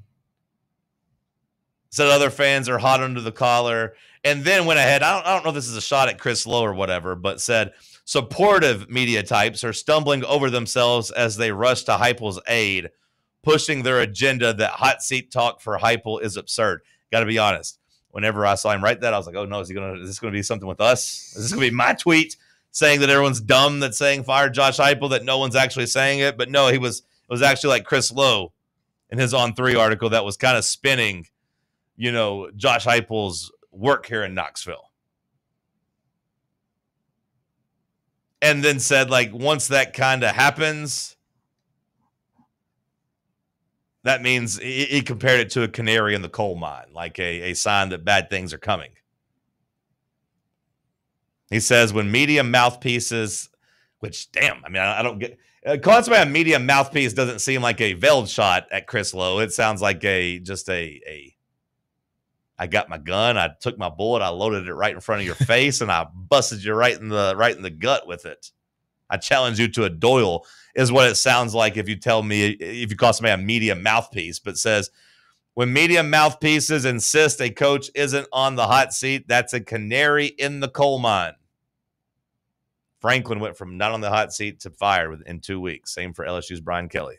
Blake on top of the Oscar Mayer out here, just trying to say the alternate version of people saying Josh Heupel is basically James Franklin. That's all I take away from that. Your takeaway is that what, Blake? Top of the Oscar Mayer is what? He's how people are saying that, like the Crompton article mentioned how Josh Heupel and James Franklin are maybe similar. And you're saying that he agrees with that take, which he did. He did say that, like, he didn't think that there were huge differences, at least between like Tennessee and Penn State. Said they're both good jobs, high expectations. It's a similar pressure cooker, but just said, and look, I do think Blake, top of the Oscar Mayer, had some good points in this article. I found myself reading it and saying, okay, yeah, that's fair, to, okay, that's a little dumb, but okay, yeah, that's fair. He said, if I'm a coach like Heupel who's never won a playoff game, I'd feel a whole lot more comfortable in year 1 or 2 than I would in year 6, which is what Josh Heupel would be entering next year.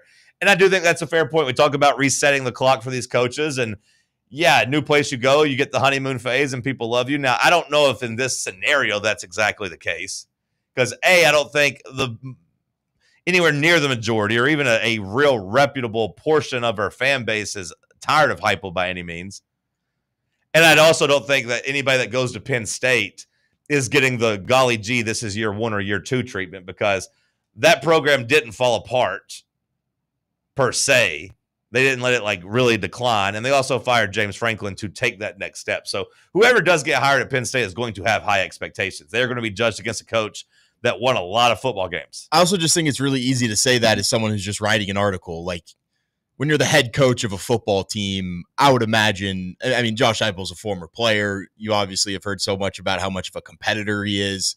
I don't think he's just a guy that's like, all right, well, I'm getting into year 6 at Tennessee and people are starting to get restless. So let me just pack up and leave and go to a new place so I can just restart and I don't have to have all these expectations. Like, I think competitively, the deeper Josh Heupel gets into it at Tennessee, the more he wants to be able to prove himself right type of thing, instead of just go to Penn State and be like, all right, well, this is just as big of a program and I can just restart and, wipe the slate clean. Like, I think competitively that's just not the way that he's made up. So the competitive nature of him, not to like ducktail, he's not thinking about resetting his clock. He's thinking about, hey, I'm here, I'm going to win here type of thing. Not these new age athletes that enter the transfer portal is what you say. And I took this thing over in the trash can and I've turned it into something that's on the precipice of breaking through. Why would I just leave when I'm, the first time I have the sight of a bad season type of thing? And also I think it's fair to say that we don't even know if it's a quote unquote bad season yet. Sure. Like, I don't know how Josh Heupel and the coaches feel. I don't know what the vibe is around the team, but like, again, if you go 9-3, I don't think anybody calls that a bad season. If you go 7-5, it is. But Blake asked the question. I'll ask you, Sam. Has Josh Heupel reached his Tennessee ceiling? Because Blake says, if so, it's time to leave. Do you think Josh Heupel has reached his Tennessee ceiling? I don't think so, but I think what makes it hard is that when you showed like a flash of reaching your ceiling so early in his tenure that I think now the fan base maybe gets a little bit restless when you've had a couple consecutive years where you're not exactly meeting that mark. And I think, just as a fan base, when you were kind of just starved of success and you had it immediately in year 2, I think we now just automatically think that has to be the benchmark year in, year out. And now it's just a comparing every year to 2022 almost type of thing. Heupel is a victim of his own success on one hand, but on the other hand, I do think it's been a invincibility type of shield too. Like the 2022 season did raise expectations and does make 9-3 in year 5 feel worse. But also like the feeling that he gave everybody from beating Alabama and LSU in 2022 in Florida, I think did go a long way to making him invincible, where you don't get too upset at 8-4 in 2023 or 9-3 or 8-4 this year. I think it's a double-edged sword. The 22 clock kind of running out almost. Yeah, like the 22 clock, like as far as the goodwill goes, like he's still got a little bit left. But like, yeah, if he loses another game this year, then I think he heads into year 6.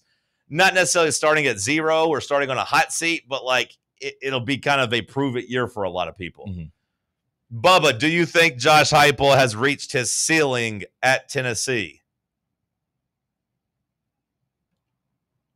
Honestly, I kind of do. Okay.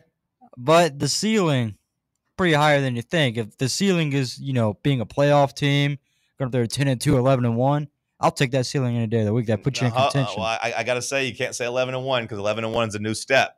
So, like, is his ceiling 10-2, making the playoff, not winning a game? Is that the ceiling? I mean, can you throw in not winning a playoff game as that, or is that? Well, to me, is winning a playoff game not another step? Is that not going higher? So, like, to me, the ceiling means you're capped out. Like, you're not getting any better. You're not advancing. Like, you are capped out. Because that would be the caveat I would make, is that I would bet money that if Josh Heupel stays here in the next couple of years, he will win a playoff game. I think he can win a playoff game. So I do not think he's reached his ceiling. Now, do I think he goes 11-1 ever or like wins the SEC championship ever? That's a different conversation. Like, I do kind of think 10-2 might be the ceiling, but I do think there's a scenario where you at least win a playoff game, or maybe even 2 if things break your way. Do I think he's going to win a national championship here? No, I don't. I don't know if that's a tough pill for people to swallow. I don't know if people think he can. And look, obviously what I say doesn't define anything, but like in my heart, like I don't think he's ever going to win a national championship here. I think those are really, really hard to win. I think they're only going to get tougher to win as the money kind of grows. And like, it'd be a real bad start to the playoff if Ohio State won one last year and then, completely dominates and cakewalks to another one. But I think he could win a playoff game. Did Ohio State fans think that Ryan Day had reached his ceiling before he goes and turns that entire program around and loses to Michigan a few times in a row, but then goes and wins a national championship? I would say that fan base was asking for him to get fired. Yeah, I would say they probably thought that he had reached his ceiling for sure. So like I'm saying, like what I'm saying is not concrete. I would bet money on us winning a playoff game. I would not bet on us winning a national championship. I'm rooting for it. I hope for it. Like, I think we can go into a season expecting to have like a 5 to 10% chance of winning a championship. I think if you get to the playoff, you can always kind of carve yourself a path. I just don't think we ultimately ever do that. We just got to refinance the house, different markets, wait for the interest rates to, fluctuate a little bit. I don't know what the hell that means, but like, I don't think Josh Heupel is going to Penn State and winning a national championship either. Like, I don't think his path there is easier, but like maybe it's easier to make a playoff. I don't know. Zach, do you think Josh Heupel has reached his ceiling at Tennessee? I do not. I'm on the optimistic side. I think I will say this: if he keeps, Brooks Austin talked about the play calling and kind of making some changes in house as far as operationally. I think if we don't make those changes, I think he has hit his ceiling. But I think if he is willing to be flexible and do some other things, I think he could absolutely make a semifinal. But I'm a semifinal? Okay, so winning 2 playoff games. Yeah, but I'm with you on the fact that, a natty is I'm not going to say unattainable. I think that's unfair. But I could see a scenario where we change some things and we win 2 playoff games. So I don't think he has, personally. I think all that's completely fair. And I think it's a fair question for Blake to ask because we're looking at it from a Tennessee fan perspective. He's saying Josh Heupel should look at it from a Josh Heupel perspective. Does Josh Heupel think that they've reached their ceiling here? Because if so, leave, go somewhere else. But like Sam said, I'd be pretty shocked if the competitor in him, knowing how close these margins have been, thinks that he has reached his ceiling. We'll continue the conversation on the other side. It's Talk Sports on Fan Run Radio. Can't get enough Fan Run Radio? Download the free Fan Run app and take the best Tennessee sports conversations with you wherever you go. Today, we raise a glass of Jameson Irish whiskey to the sport of football. Hear, hear! To Gaelic football, born in Ireland in 1885 in its thrilling blend of soccer, rugby and basketball.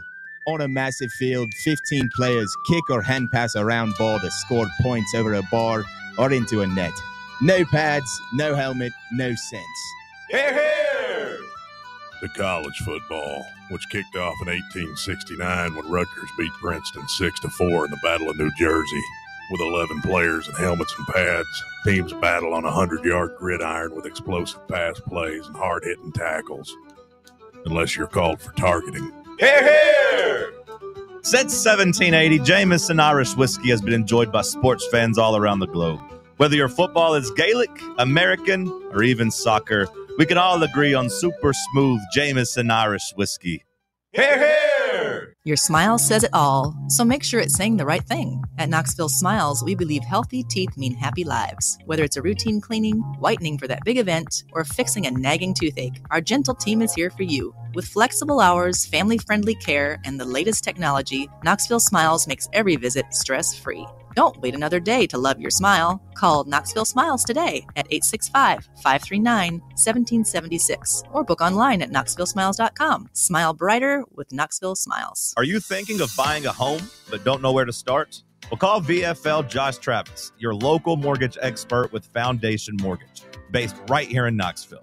Whether it's your first home or your forever home, he'll keep the process simple every step of the way.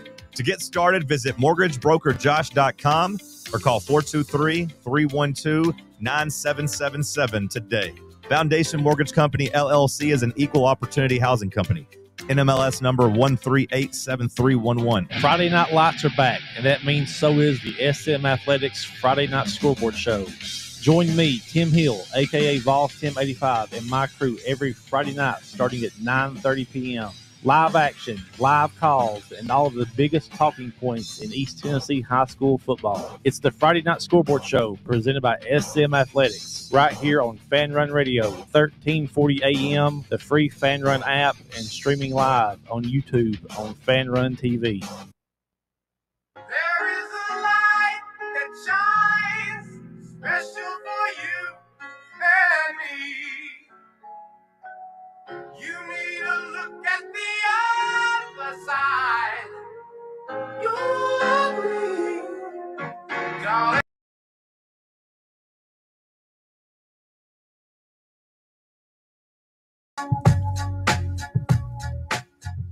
Talking about Josh Heupel's ceiling, talking about Josh Heupel, Blake Meyer saying he should go to Penn State, which, look, I think if I'm Josh Heupel, I don't think I want to go anywhere. I think I'd be pretty happy. I feel like I'd have the resources here to compete. Now, look, it's a resource game for players. We're talking about the transfer portal. It's a resource game for coaches, too. Like, if you are a coach and you feel like you can get something better, not even just money, not even just salary, but just better support, I think you have to listen anywhere, right? You have to listen to any of those offers and at least would have to hear, like, hey, so you're going to give me X amount of money, X amount of coaching salary, X amount of NIL. Okay, interesting. I only get this here. Now, I will say for Meyer, he does kind of give Tennessee fans a little bit of a bone. He does say, Tennessee leaving Tennessee for Penn State is a lateral move. Says it's the same thing for Penn State as it is Tennessee, playoffs or bust. He says he thinks the path to the playoff is easier in the Big Ten, which you could probably say that's accurate, right? Yeah. So Heupel would have a little bit more support there, but says, hey, the fans, I'm not upset at them being playoff or bust, especially not when they have to also play a talent fee to watch games in Neyland Stadium.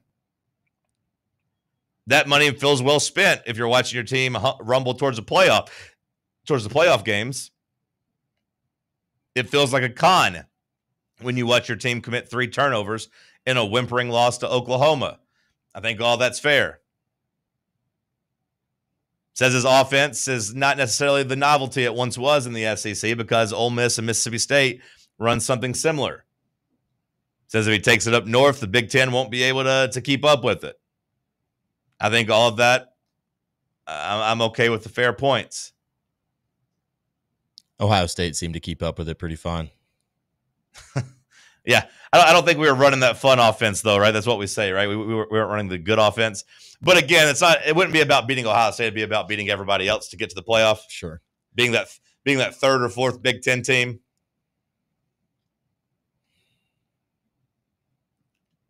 I don't know. I don't know if Blake is being fair ultimately or not, but I do feel like it's another national media member, a national columnist, painting Tennessee fans as a posse. He doesn't say the pitchforks are out, but says, hey, you got to stay ahead of them. And says that, Heupel should look elsewhere. So it's another national voice, at least entertaining the idea of Heupel either being fired or Heupel being gone. I think the best way of staying ahead of the pitchforks is just ending your season undefeated and going 9-3 and getting to next year. Yeah. Yeah, that'd be the clearest path to all this, right? Just be happy where you're at. Work hard where you're at. Strive, just be better at what you're already doing. Easier to be a good friend that you are to a friend you already have versus making a new one. Keep that in mind, Bubba. Let that be a life lesson. You ever get a woman that gets upset with you, just think, is it easier to start over new or just water the grass here? Same as friendship. Same as in business, clients. They say it's easier to keep clients, retention. Keep your current business happy than it is to go out and get new business. You got to spend money, go get new business. Keep your current business happy. I think college football coaches similar to that. Is it exciting to start over somewhere new? Yes, sometimes. But also, like most of the time, most of these coaches probably look around and say things aren't so bad. I imagine Josh Heupel falls under that. I imagine Josh Heupel knows that he has support here, both in the administration and in the fan base.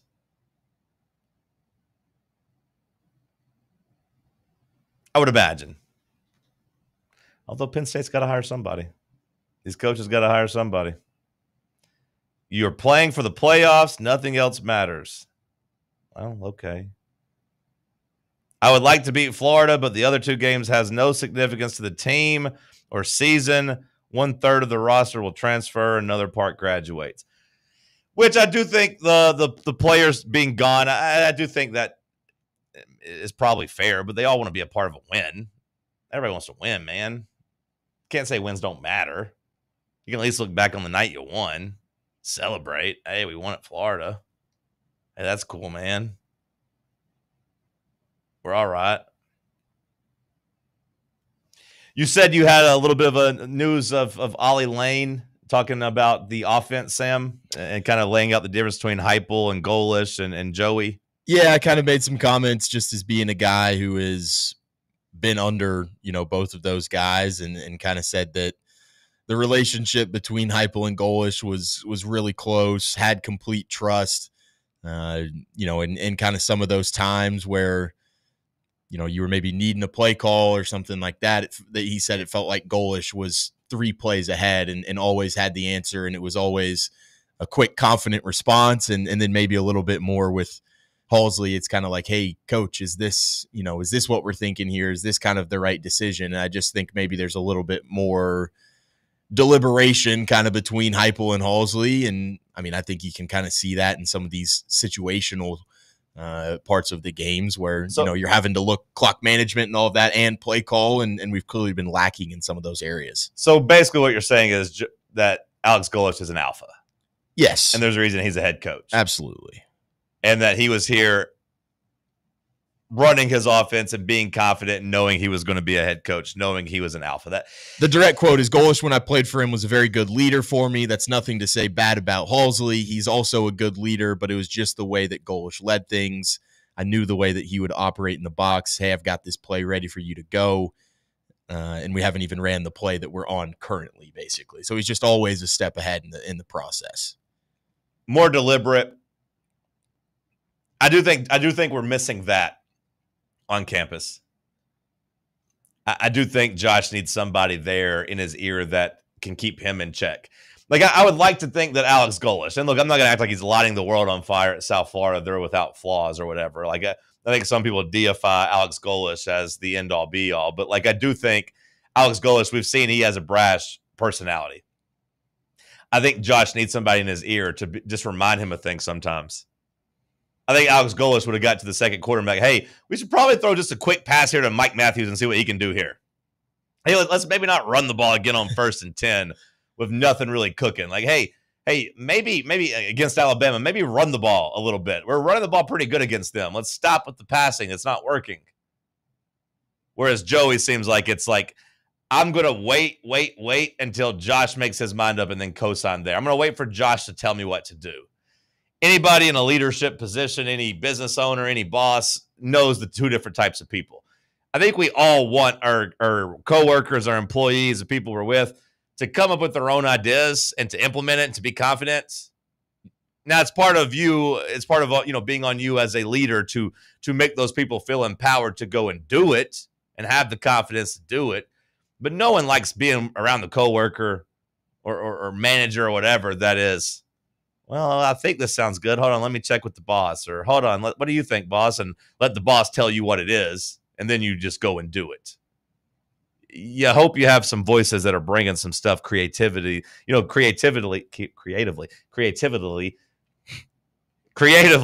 the table, and they're assured of themselves. I think that's probably the biggest difference is Joey Halsley isn't that guy, and Alex Golesh is. Ollie said it in a nice way because he doesn't want to take a flamethrower to Joey. Oh, he's a good leader too. Trust me. Yeah. What he really means is Joey's a nice guy. He's cool. But Alex would yell at you if you messed up. Alex was prepared. Alex was ready. That's an interesting tidbit there. Hour 2 in the books. We'll kick it off Hour 3 with some headlines. We'll see if Bubba's got any games cooked up for us. We'll see if Zach has any games cooked up for us. We'll see. Stick with us. Let's talk sports on Fan Run Radio. Check out our new and improved website at fanrunradio.com. Attention service members and veterans.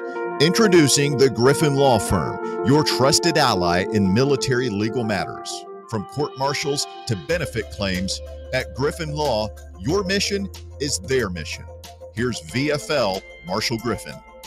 As a veteran and retired military attorney, I've successfully defended lifelong benefits and helped preserve professional futures. So I know that when you hire a military justice lawyer, you maximize your chance to get relief. With my unique experience, I can advocate for you because there's no military matter that's too big or too small. Let us help you make these critical decisions that could affect the rest of your life. Remain silent. Request counsel. Call Griffin Law. For a free consultation, call 888-707-4282. That's 888-707-4282. Or just visit griffinlawdefense.com. Are you thinking of buying a home but don't know where to start? Well, call VFL Josh Travis, your local mortgage expert with Foundation Mortgage, based right here in Knoxville. Whether it's your first home or your forever home, he'll keep the process simple every step of the way. To get started, visit mortgagebrokerjosh.com or call 423-312-9777 today. Foundation Mortgage Company, LLC is an equal opportunity housing company. NMLS number 1387311. You're listening to FM 105.7 and AM 1340, WKGN Knoxville, and W289CU Knoxville, Fan Run Radio. Hey, Pack Rat. Yeah, you. Are you moving cross-country and you just don't know who to call? Call us right now. Listen, you've probably seen one of our containers in your neighborhood, but did you know that we can help you move anywhere in the United States? It's real simple. We'll drop a container off at the location you tell us to bring it to. You pack up your valuable possessions at your leisure. They stay safe right in your home. And when you're ready, call us. We'll come and pick up the container and give you a scheduled date of when your furniture and the other possessions will be at your new home. So if you're moving across country or across town, be a Pack Rat. Join the Pack Rat family. Call Pack Rat right now for your free quote. See y'all later, Pack Rats. Call 800-965-1298. 800-965-1298. 800-965-1298. That's 800-965-1298. Located in Knoxville's historic Old City, Barley's offers great food, live music, the best draft beer selection in town, and now your new favorite place to watch sports. Their indoor projector is perfect for any weather, and they've revamped their upstairs area with more TVs to take in all of the action.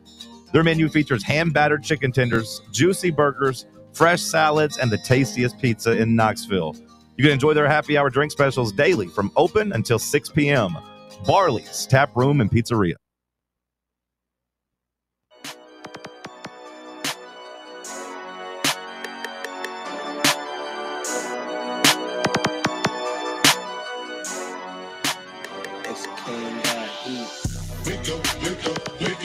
Talk Sports. Talk Sports. Talk Sports. Talk Sports. Talk Sports from 7 to 10, ay. Overrated, underrated, a Wednesday. Fan Run Radio, Talk Sports, said not in my house, I ain't talking to Kim.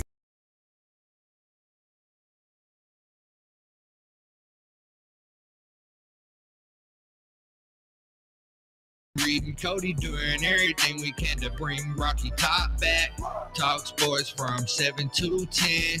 Never leave a witness, never leave loose ends. Nico ain't nothing but a nuisance. 2026, we make a new friend. Talk Sports. Hour number 3, kicking off here in the White Claw Hard Seltzer Studios.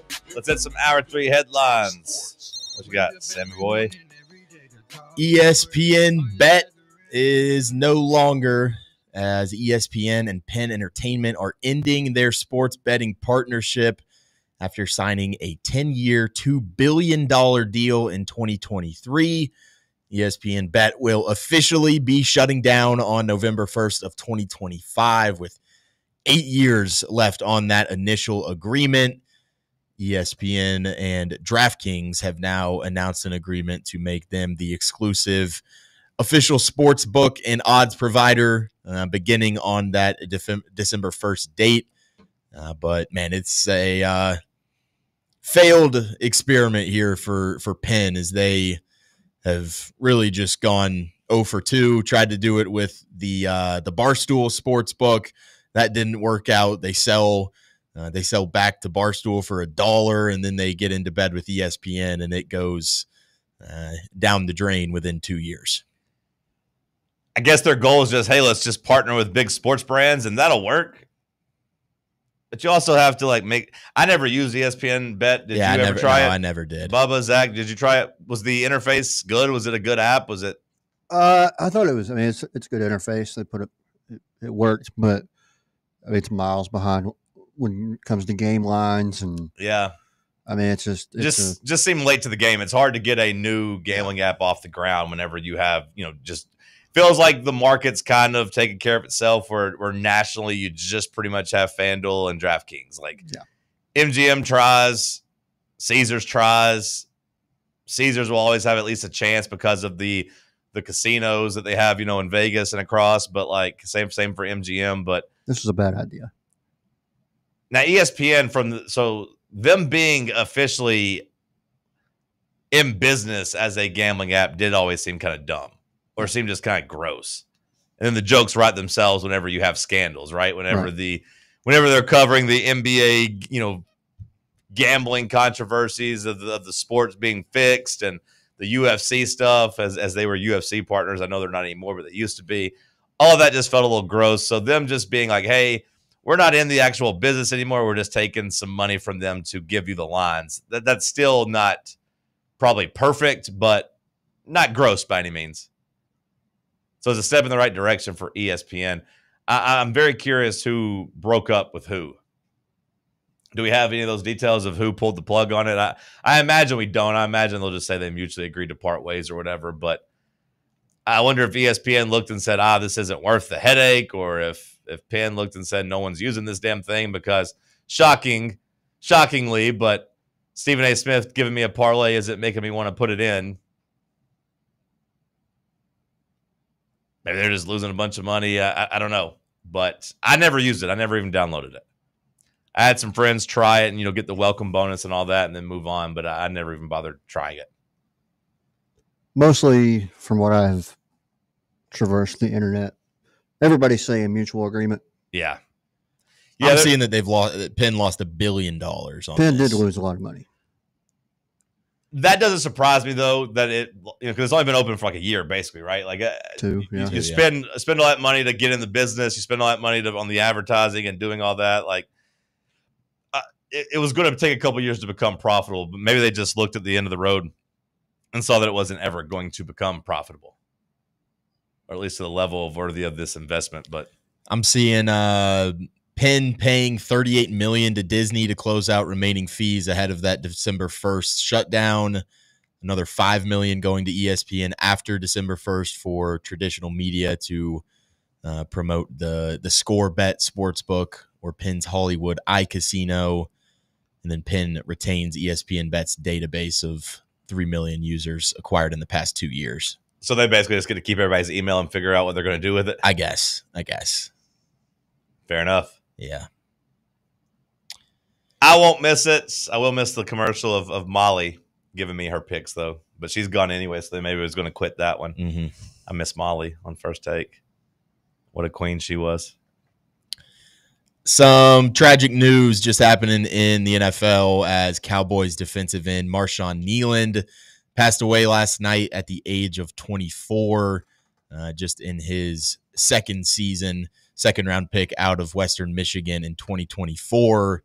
Recovered a blocked punt for a touchdown on Monday night's football game. Doesn't really seem to kind of have any details on the situation, but obviously just really tragic stuff. And just reading up on this in the commercial break, seemed like a really nice guy. I've read a couple tweets from a bunch of reporters, just said he was always really knowledgeable, engaging player, always willing to do media stuff and willing to kind of do any interview that kind of came towards his way. So tough news there. Prayers for him and his family and the Cowboys family. Did Jerry Jones know something? God. What, Bubba?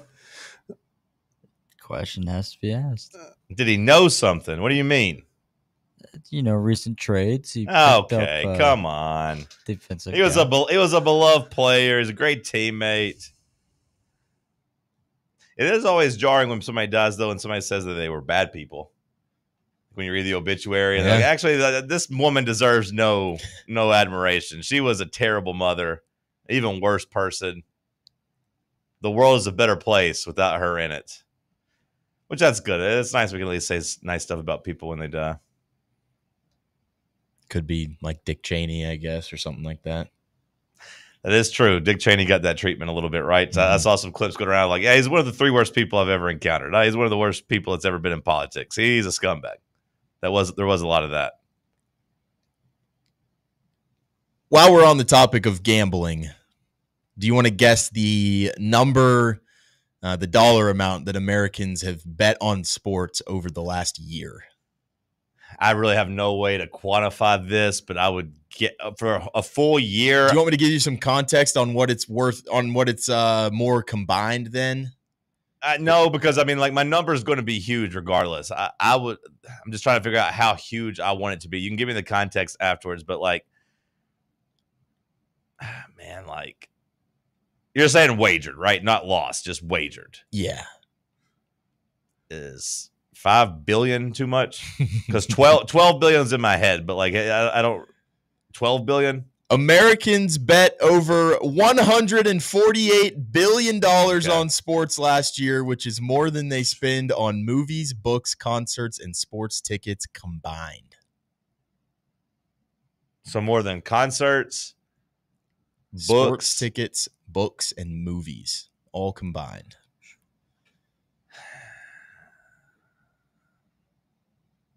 I believe it. That makes me feel icky. And look, I do it. No, yeah, I mean, a lot of money. I do it, and I would say that I spent more and wagered more on that than concerts. Movies are only $20 a month these days because I pay for the fee. I bought like maybe 2 books. A sports ticket that you do go to, you're wagering money on the game that you're at, probably. So. Yeah, I mean, I would say, now that's I'm trying to think. What do you think the average person spends on movies, books, and concert tickets and sports tickets per year? Because, like, to me, that is less than $2,000, less than $2,500, I'd say. Now, I don't know if the average sports bettor is losing $2,500 a year, but again, it's wagered. So, like, if you bet 100 and win that, win 90 or whatever, and then you bet it again, like, you can kind of roll that money over is what I'm saying. Like, if you put $1,000 in and you win and lose, like, you could wager over $2,500 just on $1,000 investment. But I'm trying to think, what do you think the average person spends? Sam, how much money do you think you spent on movie tickets, concerts, books, and sporting events? Just in a year. Definitely not that number that you threw out. 2,500 is way too high. Yeah. I mean, I'm just trying to take. I mean, some people got season tickets. Some people go. Like I spend more than that because I have baseball season tickets and go to football games. I'd probably say I'd spent closer to 4,500 on going to games and such. But I'm just saying the average person ain't doing that. Maybe like 1,000. 1,000. Okay. I mean, most movies I'm watching are like just movies I'm going to rent at home for $3 instead of go to the movies for $30 type of thing. And most people are, I think, at this point, which is why, but sporting events, like I would say people that don't have season tickets probably, again, if you're just going by per person too, if it's not a dad getting credit for buying 4 tickets for all of his kids every time and stuff, but a couple $1,000s a year.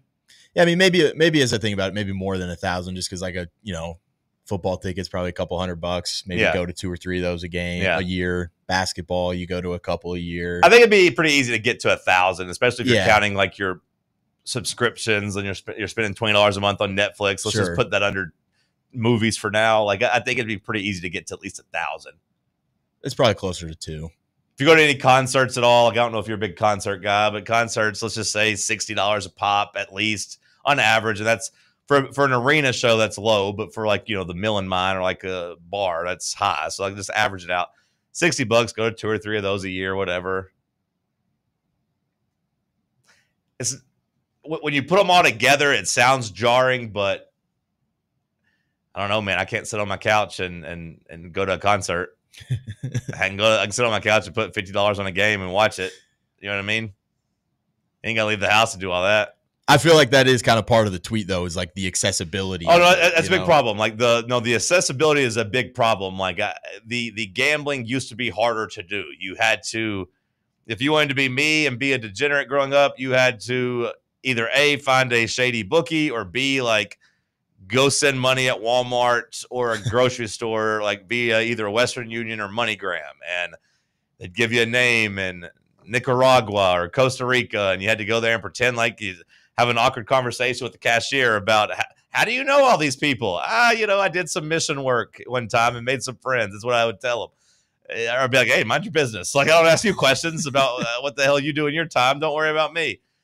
But now you just take out your phone, put in your debit card, bada boom, bada bing. You've lost $1,000. Oh, my God. And guess what? You can sign up and do it again 15 minutes later if you want. And then you do it with 10 apps. Well, yeah, they're like, oh, this app's got this boost. I got to get some action on that. It's a dangerous game. And like, if you have any of that type of personality, man, like they beat you over the head with it to boot with the advertising. But live betting, I do think that's too far. Like that to me, I do wish they regulated some of this stuff a little better. I think we're going to find out some really, really bad stuff about everybody in 5 to 10 years and the damage it had on people.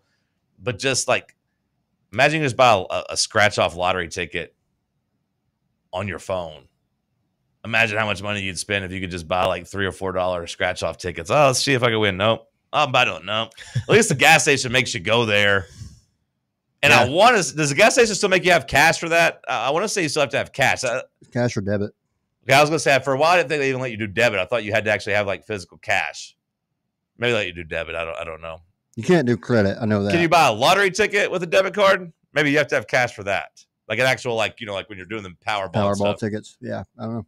For some reason, I thought you had to have actual cash for those, but I might be wrong. I know you're right about the credit card stuff, but yeah, it's kind of scary. Well, that was a problem. Like, use the promo code FANRUN, all caps, on VIP play.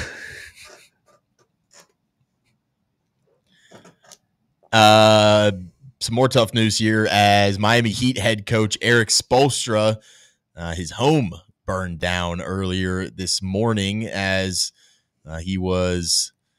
Miami-Dade officials said that they called a fire into his home at around 4:36 a.m. Spoelstra and the Heat played in Denver last night, and their charter flight back to Miami did not land until 5:11 a.m. So he arrived at the home shortly after the plane landed. With several fire crews working to contain the blaze, but luckily it didn't spread. More than 20 units responded to the fire, but apparently he bought this 5-bedroom, 6-bathroom home back in December of 2023. That's got to be brutal. Did the Heat lose last night? I don't know if the Heat lost, but I saw the video. You could say the Heat won when he came to Eric Spoelstra's house, but saw a video. They did lose. I saw a video of him walking up to the house and just kind of standing outside and just like. That's got to be the most helpless feeling, just being like, man, I can't do anything. My house is just on fire right now. Just got divorced, Oh, did he really? Yeah, like a year or so ago. I don't know if he was even in the house or he may have had any other stuff. No, they said nobody was hurt. Yeah, I don't know if he lives with him like now, but like whenever he's gone. But losing all your stuff in a fire is obviously scary. But if you're Eric Spoelstra, at least you have the benefit of being rich and like you can get you a new house and new clothes and everything. Maybe not like new championship rings and such. I don't know if he had any like memorabilia. Or everyone has stuff that they keep close to them that they don't want to lose that you can replace tangibly, but can't replace the memories or feelings of it or whatever. So like it's terrible. The video was scary, kind of sad just seeing there, but I couldn't help but laugh because it's like somebody filming Eric Spoelstra, like I guess like a neighbor or something, and like as it's like zooming in, somebody still had their Halloween decorations up, so you just see a big ass skeleton, like just a big ass skull head, just like sitting there staring at the camera. It was a little jarring. 14-year NBA veteran Tony Allen was arrested yesterday in Arkansas on charges of possession of meth or cocaine and possession of marijuana, according to Region 8 News. Facing 2 charges of drug possession, was stopped on Interstate 555 about 50 miles northwest of Memphis. Said that they could smell marijuana in the car. Search of the car found a cigarette box with a powdery substance, later identified as cocaine. So at least it wasn't the meth. It was cocaine. Seems as if so. Meth Meth would have been a little bit darker for me. Yeah. Cocaine ain't great, obviously, but, like cocaine, I feel like not necessarily a recreational drug, but I view people. You don't want your former favorite players to be going out and doing meth on a Wednesday night. Cokehead and meth head, neither one's great, but like cokeheads use a lot more, freely than meth head. Meth head makes me think of bad things. Meth head makes me think of Breaking Bad or just some trailer park people. Like cokehead's like, guy's got somebody who likes to party. It's like, maybe not Michael Irvin on the sideline of Miami game. Yeah, we make jokes about that. We very rarely make like sometimes just a wild guy will just be like, it looks like he's on coke. Everyone kind of says it. Very rarely do you see somebody like, hey, it's on meth, and it's not like the worst connotation ever. Like if you say somebody looks like they're on meth, usually that means like, hey, they're tweaking, in bad shape, losing their teeth, got big scabs. Nobody suggested that Dan Lanning was on meth after that Penn State game. Yeah, it's just ha, Dan's on meth. That's crazy. Or Dan's on coke. That's crazy. Meth hits a little bit differently. I say switch it up now. Okay. What does that mean? You want to switch it up and like make meth no, a the cool connotation. thing? Instead of saying he's cooked out, Bubba says make meth mainstream. That guy's cool. That guy's as cool as meth, man. That guy looks like he's having a great time partying. He must be on that meth. Okay, we can try if you want. I don't think it's going to catch. We got bad idea. We got decades of proof that says it's not really going to catch on, but I don't know. Like if Tony Allen, I know he does some Memphis media stuff. I don't know if it'll affect him doing that or not, but hasn't he been arrested in the last couple years as well? I don't know that off the top of my head. Okay, it's not really standing out to me. I feel like he got in some legal trouble. Zebo did, if you're thinking of just Grizzlies players. No, I remember that one. Okay.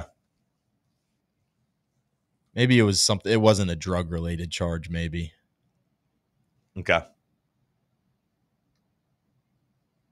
Anything else? Yeah, in August of 23, he pleaded guilty in a federal case regarding an NBA health insurance and fraud scheme. Oh, yep. I do remember that. Yeah. I do remember that. Yeah. That was like the Glenn Davis. Yeah. Big baby Glenn Davis, like the ringleader of that, Yep. and took a couple people down with him. Yep. All right, go back to headlines. We'll see if Bubba's got something cooked up for us on the other side. Chef Bubba RD. Let's see what he's got. Using a microwave. That works too.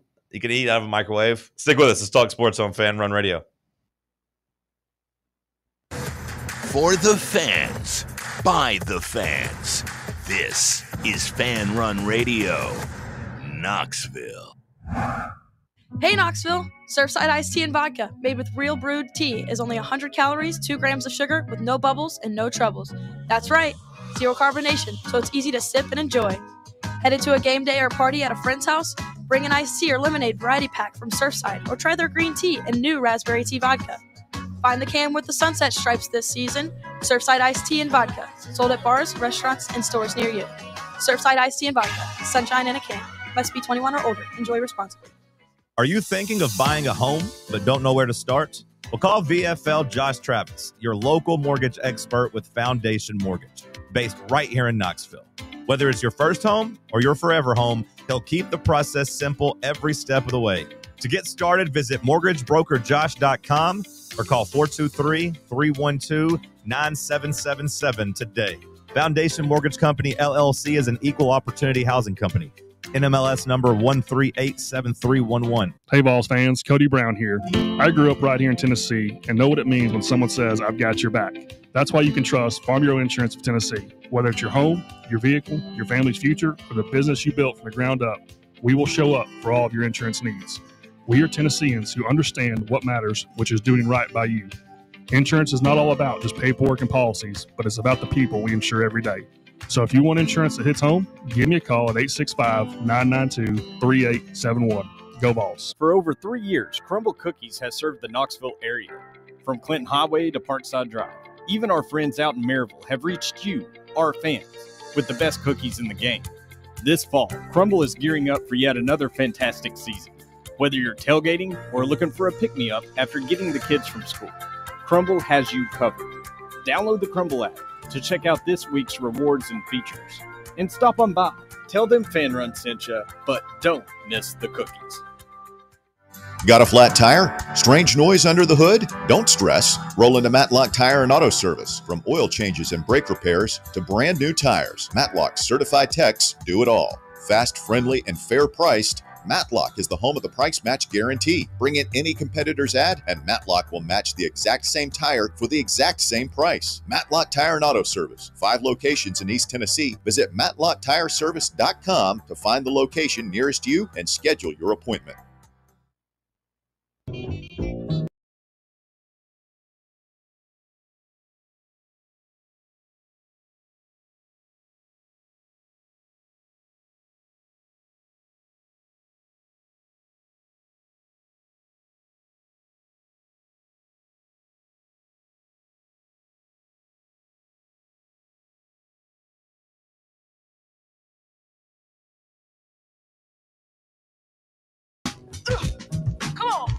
Come on. This, that. What have you cooked up for us, Chef Bubba? Well, some would say I'm not really a chef at all. Oh, okay. Well, what have you poured into a glass, bartender Bubba? What cocktail concoction have you concocted up? We've got a couple hypothetical situations here. Okay, what would you do type of thing? Pretty much. Like if your son was one at involves home? sports and one involves just life.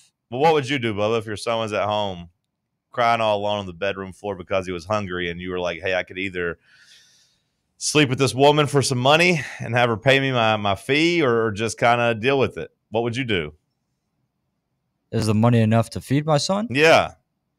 Or else just hypothetically go be a stripper as well, but whatever. But do I have no other alternative of getting a job anywhere else? I mean, not that's no gonna, ways to not that's scam gonna people pay a lot of money? No, that's going to pay you immediately, man. Most of these jobs you get, you get onboarded and paid in a couple of weeks. What would you do? How old's the child? He's on the floor crying because he's hungry. And the only way on that the you floor, can... that he could be like 9 years old having a tantrum. Well, 9-year-olds don't need to eat. He's hungry, Bubba. The only way to feed him was to sleep with a woman for a little bit of money. And like your ex-lover's gone in and out of lockdown, prison, back and forth. You ain't got a job now. What would you do? Let the kids starve? What are you gonna do? What's the hypothetical, Bubba? Would you do it? I mean, I'm glad you don't have any damn kids. I'm glad you don't have any kids. It's a rhetorical question, is what I thought the person was going for. But either way, let's move on. Let's give you your hypotheticals. All right, so gentlemen, starting off, would you rather be forced to be a bandwagon fan of the previous champion every year, or one random team of your choosing wins the championship, but they have to beat your favorite team in doing so? Okay. Wait, what was the last part? Okay, so you get to pick a team that wins a championship. It's not your favorite team, but they beat your favorite team on the way to the championship. So, like, if it's the NFL, if you pick an AFC team, let's just say they beat them in the AFC championship, they win the Super Bowl. If it's the NFC team, it beats your favorite team in the Super Bowl. Being a bandwagon fan of the team that won the year before kind of sucks because unless they go back-to-back, you're not getting to, like, really enjoy the championship. You just get to enjoy being hated. Unless you're the Dodgers, then maybe you just get to stay being a Dodgers fan forever because they just keep winning and winning and winning. Like, what good would it be me right now, Bubba, to be an Eagles fan? You just love the tush push. I just love the tush push, but, like, I didn't get to enjoy the Super Bowl. I wasn't there the year before. I didn't get to enjoy that. Now I just got to watch Jalen Hurts come out and go 3-and-out. Did you see that number in terms of most 3-and-out, highest percentage of 3-and-out drives in the NFL? He leads it. The Eagles are number 1. The Titans are number 2. They go 3-and-out. I think it was 40% of their drives. They just come on the field and go right back off at 3 plays. I think the Titans are 39%. And they were 40%. That's nasty. That's gross. That's gross. But they're still 6-2 in first place in the NFC. On the flip side, I think, having your team lose a heartbreaking game every year would suck too. Like if I pick, like for example, if I pick the Lions to win the Super Bowl this year, at least the Titans make the Super Bowl. That'd be kind of cool. And I could at least stomach the loss. Could you though? After a while, No, you'd have to spread it up. You couldn't just have the Titans lose the Super Bowl every year. I don't want it to be the Buffalo Bill, but like, yeah, like if I'd swap it in next year for like, hey, my boy Kangaroo Jack wins the college football championship at Clemson as he's now somehow the special teams coordinator because Dabo only hires his friends, and he beats Tennessee in the national championship. Like, I would eventually run out of things that would make me feel okay. You can only give the loser program so many championships before it becomes, tiresome and hurtful. So I guess I'll go with but at least my team's good in this scenario. Good enough to make the championship. both of these scenarios just make me want to quit sports. Bubba's picked a real Sophie's choice here. Yeah. I am with John, though, on just like there's 98% of the time, there's just no benefit to bandwagoning the team that won the championship the previous year. Yeah. So I feel like I got to go your favorite team. I'm walking around in Oklahoma City Thunder gear. Yeah. Constantly being asked when I started rooting for them. I'm like, oh, and after they won the championship, that parade was pretty cool. That's no fun. And you have to cheer for SGA. That wouldn't be fun either. No swag. Wouldn't want to be an Eagles fan. Being an Ohio State fan would be pretty fun this year, though. At least right now it would be. Dominating people. That'd be kind of cool. Bubba, what would you pick? What's the right answer? This is a new spin on this or that where you have to give us the ultimate right answer. What's the right answer?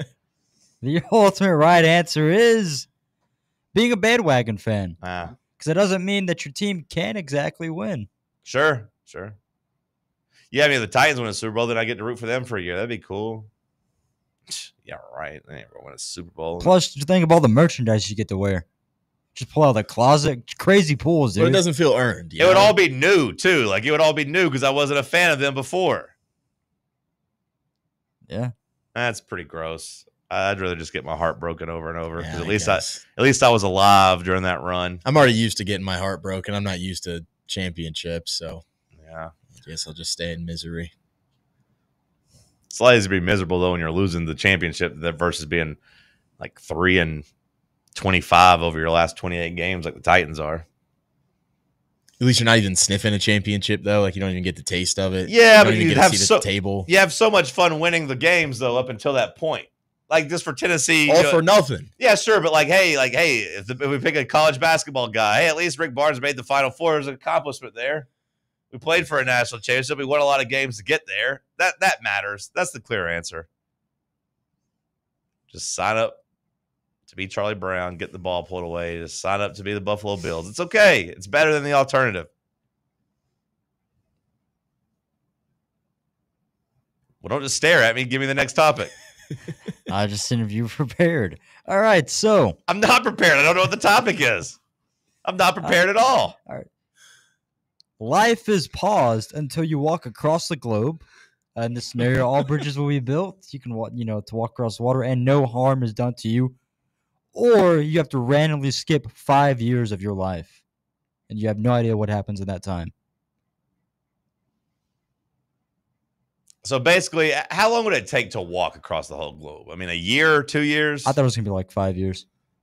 I mean, it might be. I'm not good, but how many miles across the globe is it? Figure that out. Can we get some math on that? Circumference.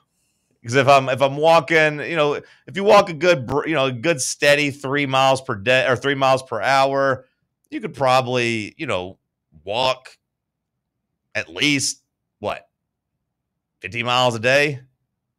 Oh man, that takes forever. Yeah, that's gonna take forever. The circumference of the Earth is approximately 24,901 miles. Oh, okay. That doesn't seem as big as I thought it was going to be. So let's just call it, what do you say, 25,000? I mean, I know you said 24, but 25,000? Sure. Let's say you walk 50 miles a day, Sam. That takes 500 days. Year and a half? Year and a half. How many days in a row are you going to be able to walk 50 miles? That's where you're gonna hit a hiccup. You can't walk multiple marathons a day. What the hell happened to your Lamborghinis? What the hell happened?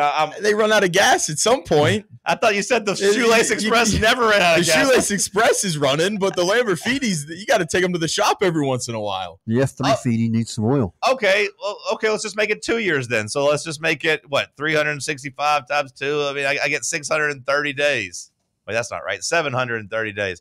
730 days, 2 years. That's not that bad.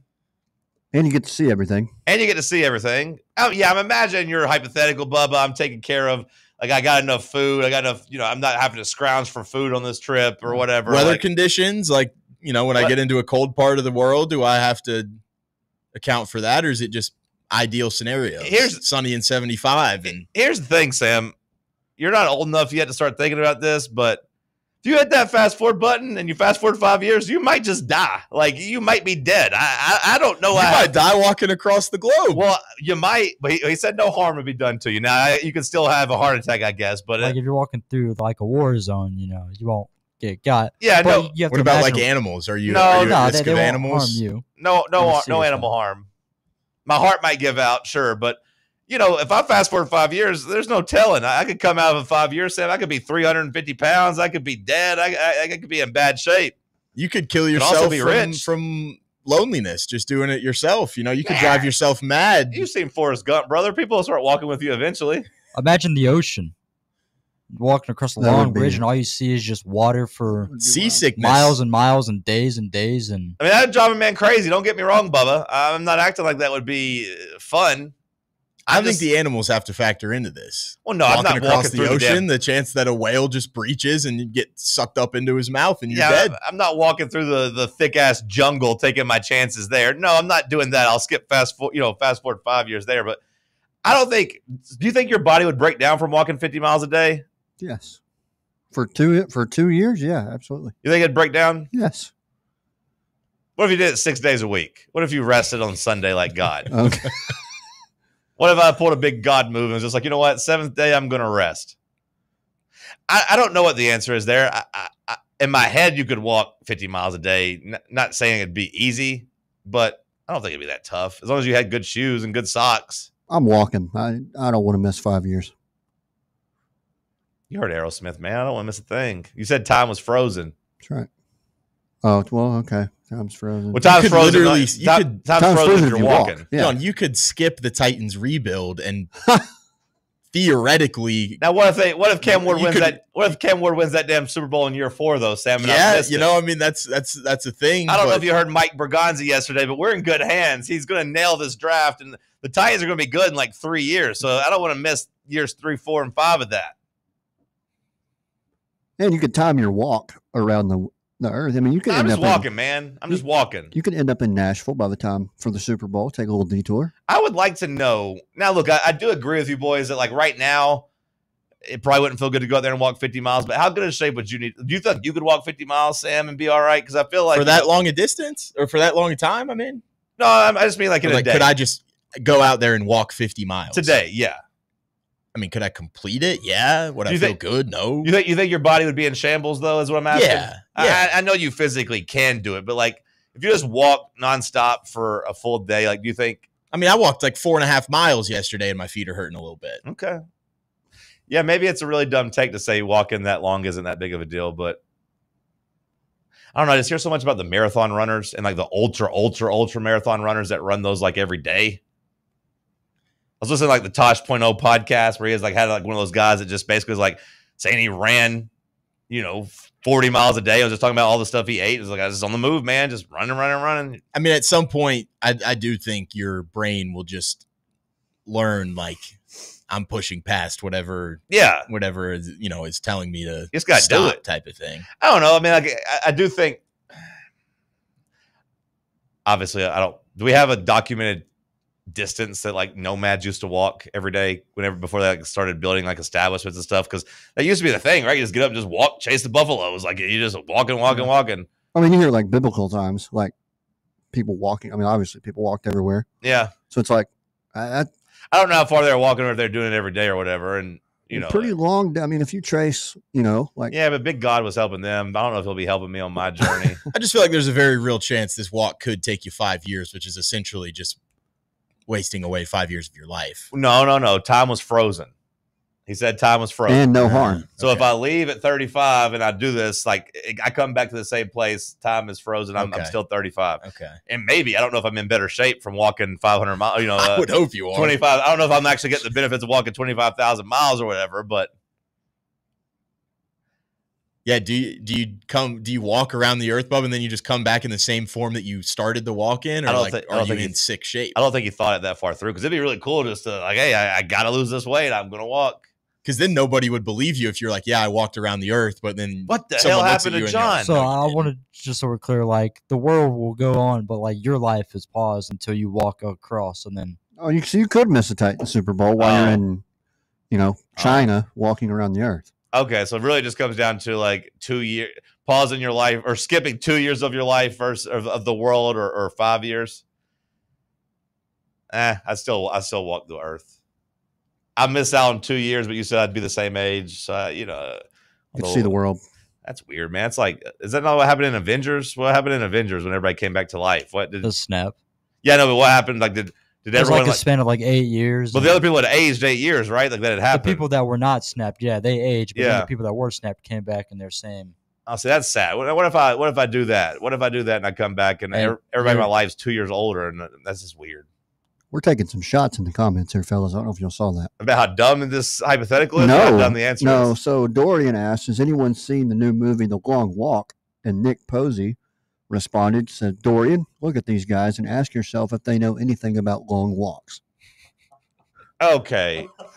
And then Dorian followed up. Okay, hold on, Nick. We're friends on social media, buddy. All right, just be careful. Don't start casting stones when you live in a glass house. Well, Dorian is also throwing him because his follow-up was from the couch to the kitchen, ain't gonna cut it. The long walk is a little bit different. If you stop, you die. That's the point of the long walk. It's a scary movie, and it's about walking with soldiers with guns at you, Sam. And if you fall below 3 miles an hour, you die. I'm not saying you have to keep a 3 mile an hour pace the entire time. I can stop and eat. I can stop and take a nap. I can use the bathroom. You better keep a 3 mile an hour pace, or that walk's going to take you a decade. Well, it might. Well, that's kind of what I was saying. But like, they're not there with a gun on me, Nick. Maybe you need to pay better attention to the movie. Like, you had to do it, or you died. They shot you. I have the ability to take a break. I was just saying, I think asking for a 3 mile an hour pace isn't that hard. That's the standard, pace people walk on the treadmill. That's 3 miles an hour, 20 miles a minute, or 20 minutes for a mile. Like that. Again, maybe it's not 500 days. Maybe it's not every day. Maybe it's 2 years. Maybe it's 730 days. Whatever. So TW writes in, says 50 miles would take the average person 13 hours without stopping at 4 miles an hour. Yeah, that's fine. I was doing more 3 hours for what I say it was 16 hours a day or whatever it was, 17 hours a day. I'm just working through this live on radio, wise guys, all these accountants and mathematicians in the chat. I'm just working through it live on radio. If you want to mark it down to 40 hours a day, okay, or 40 miles a day, that's fine. You're still going to beat the 5-year pace. That was my point. That's it. You can do it better in 5 years. That's all I'm saying. You can walk a marathon every day. Would we agree on that? If I knocked it down to 26 miles, would you say that would be a little bit more reasonable? Yeah. Maybe good days you walk 50, 55. Who knows? Maybe some days. You stagger it out. Yeah. I'm working through it live. Everybody's got the answer. Speaking of answer that damn phone. Last call on the other side. It's Talk Sports on Fan Run Radio. Big Orange Country's home for sports. This is Fan Run Radio. Located in Knoxville's historic Old City, Barley's offers great food, live music, the best draft beer selection in town, and now your new favorite place to watch sports. Their indoor projector is perfect for any weather, and they've revamped their upstairs area with more TVs to take in all of the action. Their menu features hand-battered chicken tenders, juicy burgers, fresh salads, and the tastiest pizza in Knoxville. You can enjoy their happy hour drink specials daily from open until 6 p.m. Barley's Tap Room and Pizzeria. Your smile says it all, so make sure it's saying the right thing. At Knoxville Smiles, we believe healthy teeth mean happy lives. Whether it's a routine cleaning, whitening for that big event, or fixing a nagging toothache, our gentle team is here for you. With flexible hours, family-friendly care, and the latest technology, Knoxville Smiles makes every visit stress-free.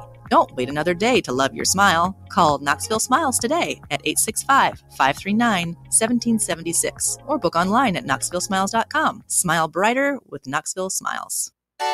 Citizens National Bank. Kick off this football season with a CNB Plus Perks checking account. Move downfield with free online and mobile banking. And cross the goal line with extended evening hours and Saturday banking.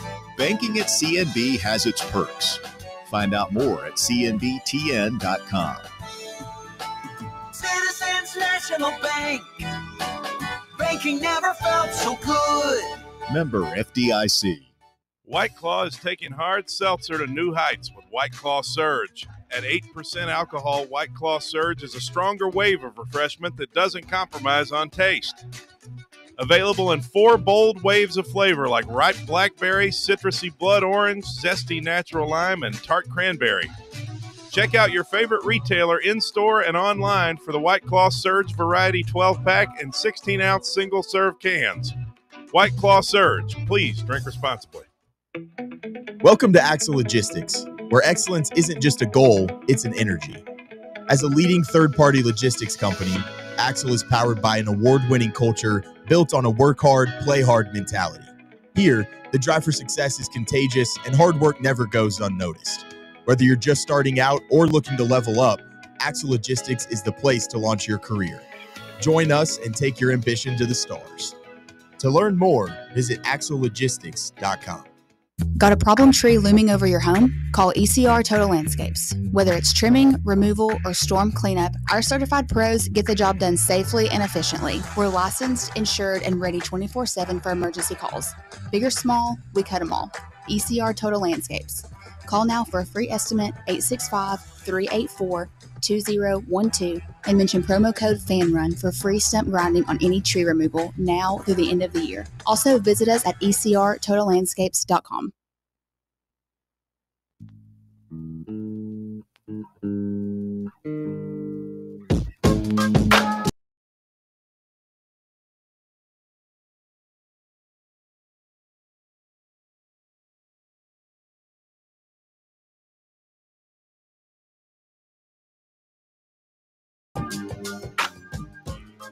The NBA's had a good streak of some pretty good nationally televised games. They've had some pretty good games be in their showcase spots. Last night we got Wemby versus Luka.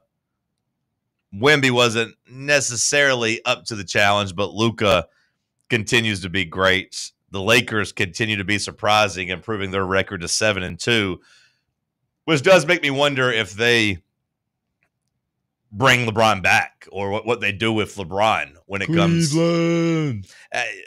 Maybe, but like the thing that they're going to run into is LeBron's probably not really going to be wanted in Los Angeles, but I don't think anybody's going to want to trade for his $50 million salary and have to match that up either. So I do wonder if we're headed to where just the Lakers and LeBron say, hey, just buy me out. Give me, pay off a little bit of my contract left this year. Just release me as a free agent because I'm leaving in the summer anyways, and I'm moving on.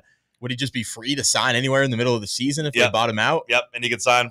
It happens pretty much every year to veterans after the trade deadline. Like you'll have some guys get traded to new places, and the other team just buys them out and lets them go somewhere. Vet minimums, they get added on to a lot of good teams. Sometimes it swings championship races if you could find the right people. You've never really had somebody as good as LeBron be there. But no, it definitely happens. It makes me wonder if you're the Lakers, if you even entertain that, because Luka's been really good, but also like Austin Reeves has been awesome. And Jake LaRavia at least has shown some flashes of being able to handle the ball. And Marcus Smart's been better than expected. So I don't know how that changes if LeBron's on or off the team, but it was a fun game last night where the Lakers beat the Spurs. Luka drops 35. Playing like an MVP. He lost a bunch of weight, man. He looks good.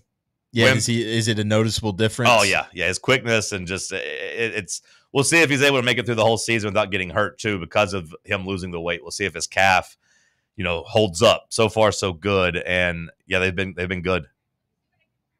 Wemby, on the other hand, only 19 points and 8 rebounds. He's in a little bit of a slump. So all of these stuff talking about him just completely taking over the league, at least put that on pause for the next year or so. He's not quite there yet at that level. And then over in Memphis, you had the Grizzlies drop another bad game from Ja Morant. That continues to be one of the main stories in the NBA. Morant struggling from the field, 6 of 19, 1 of 7 from 3, scored 15 points. At times just kind of looked like he was going through the motions. Another loss for the Grizzlies, another home loss for the Grizzlies, another kind of blowout where they're on the wrong side of it as the Rockets kind of handle business easily against them, beat them by 15. KD talking trash to T. Moran as well. Oh, I didn't see that. Where was what happened there? I saw Durant. I watched a little bit of the game, and then it went to halftime, and then I watched in the second half. I saw the Rockets pull away early, so I didn't pay much attention to it. I saw Durant didn't play great last night himself, but I missed the trash talk. There's this guy on TikTok who's great. He's like a season ticket holder, I guess, for the Grizzlies, and he loves just kind of doing friendly trash talk with whoever's in town playing against the Grizz, and he always gets like some funny mic'd up stuff, and caught KD, I guess, talking to T. Morant during a free throw or something like that, and he said, "Your son don't want to be here. We know it's your last weekend. Enjoy your time." Oh, no. So he basically called it out and said, "Hey, we know you're not going to be here for a while." Yeah. I think Durant's just talking trash. Like I don't think it'll be a week, but it does seem like something has to come to a head. It's probably going to be the Grizzlies choosing their stars because it's a star league over the first-time head coach in the NBA. I feel like that has to be, kind of the decision you make if you're the Grizzlies. It's not like you have a superstar coach that everyone loves. It's not like Jaren Jackson Jr., your other star, seems happy either. So I think ultimately he's going to get fired. It's going to be a very short tenure for him. It doesn't get any easier either. They are getting ready to head on the road. Tomorrow they get the Mavericks, who stink. But after that, it's Oklahoma City, then a road trip to New York, Boston, Cleveland, San Antonio. So you get one little stop at Sacramento. It's at Dallas, then Denver. It feels like they are already 3-6. It feels like they're going to be looking at something like 4-11, 4-12. 5-12, somewhere around there, and the grumblings just become even louder at that point. Just beating up on small market teams. Man, there is a part of that I do feel like is true, and like I said, it feels a little gross, but like it just looks like he doesn't want to be out there, and he's trying to get the coach fired, and I don't think there's a big trade market for him. Like I don't think there'd be a lot of teams beating down the door to give them a value that they would need to accept getting rid of their franchise player in the face of the city. But from a Morant standpoint, man, like you're one of the more popular players in the league. You have the hottest shoe in the league. Like the new Ja Morants, I think they're the threes, are the best basketball man sneaker that I've seen in a long, long time. And Nike can't really keep them on the shelf. They are selling out, and they are very, very popular. All of his shoes have been popular. So from like a business standpoint, Morant's still very popular. Memphis still loves him and wants to protect him. But the longer this goes on, the worse and worse his image looks. And if he's on a losing team, I don't know how cool you look when you're losing. Mm-hmm. Bubba, what do we miss today? A couple things. We've got BJ Penn being arrested for the 6th time in 2025. Do you think that's why Penn Sports got out of business with ESPN? Is that his company? No, BJ Penn was a former champion. I know who BJ Penn is. That was a little joke. A couple tings. BJ Penn gets arrested again. All right. We've got Sports Illustrated model and influencer Haley Khalil talking about her divorce with her former NFL husband, Matt Khalil. Who?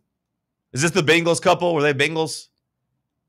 Matt Khalil? I don't know his name. All I know is he's He's backing. Matt Khalil sounds familiar. Is that the guy that was on the Bengals? That's the TikTok. Yeah, I think so. That's the TikTok couple that I think of. Wasn't maybe? He was a lineman. No. Minnesota Vikings, Carolina Panthers, Houston Texans. I don't know who this is, and why is this a story, Bubba? How do we miss this? Anything interesting happen? She's just saying why they broke up. Who cares? Because he was packing. He was packing? He was packing. She dumped him because his hog was too big? She said 2 Coke cans. And that was too big? She couldn't take it in her marriage? She says that's why they got divorced? Which, I mean, I was going to say shout out to her for, putting him over on the way out. Like, hey, we got divorced. I'm going to tell everybody this. That way, if you're into that, ladies, give him a call. But maybe women aren't into that. We have the NCAA and federal investigators launching an investigation of gambling and D1 basketball. There were 30 current and former players, mostly from mid-majors. It's always something, ain't it? There's just going to be a gambling story every other day. We've got Major League Rugby and Sunday night ESPN happening for 2026. And we got BYU fans rallying around Texas Tech as the Texas Tech's team barber was, his wife, was critically injured in a car accident, and they've raised over $88,000. I did see that. That was a pretty cool story. Also, Gremlins 3. Gremlins 3? Yeah. Really?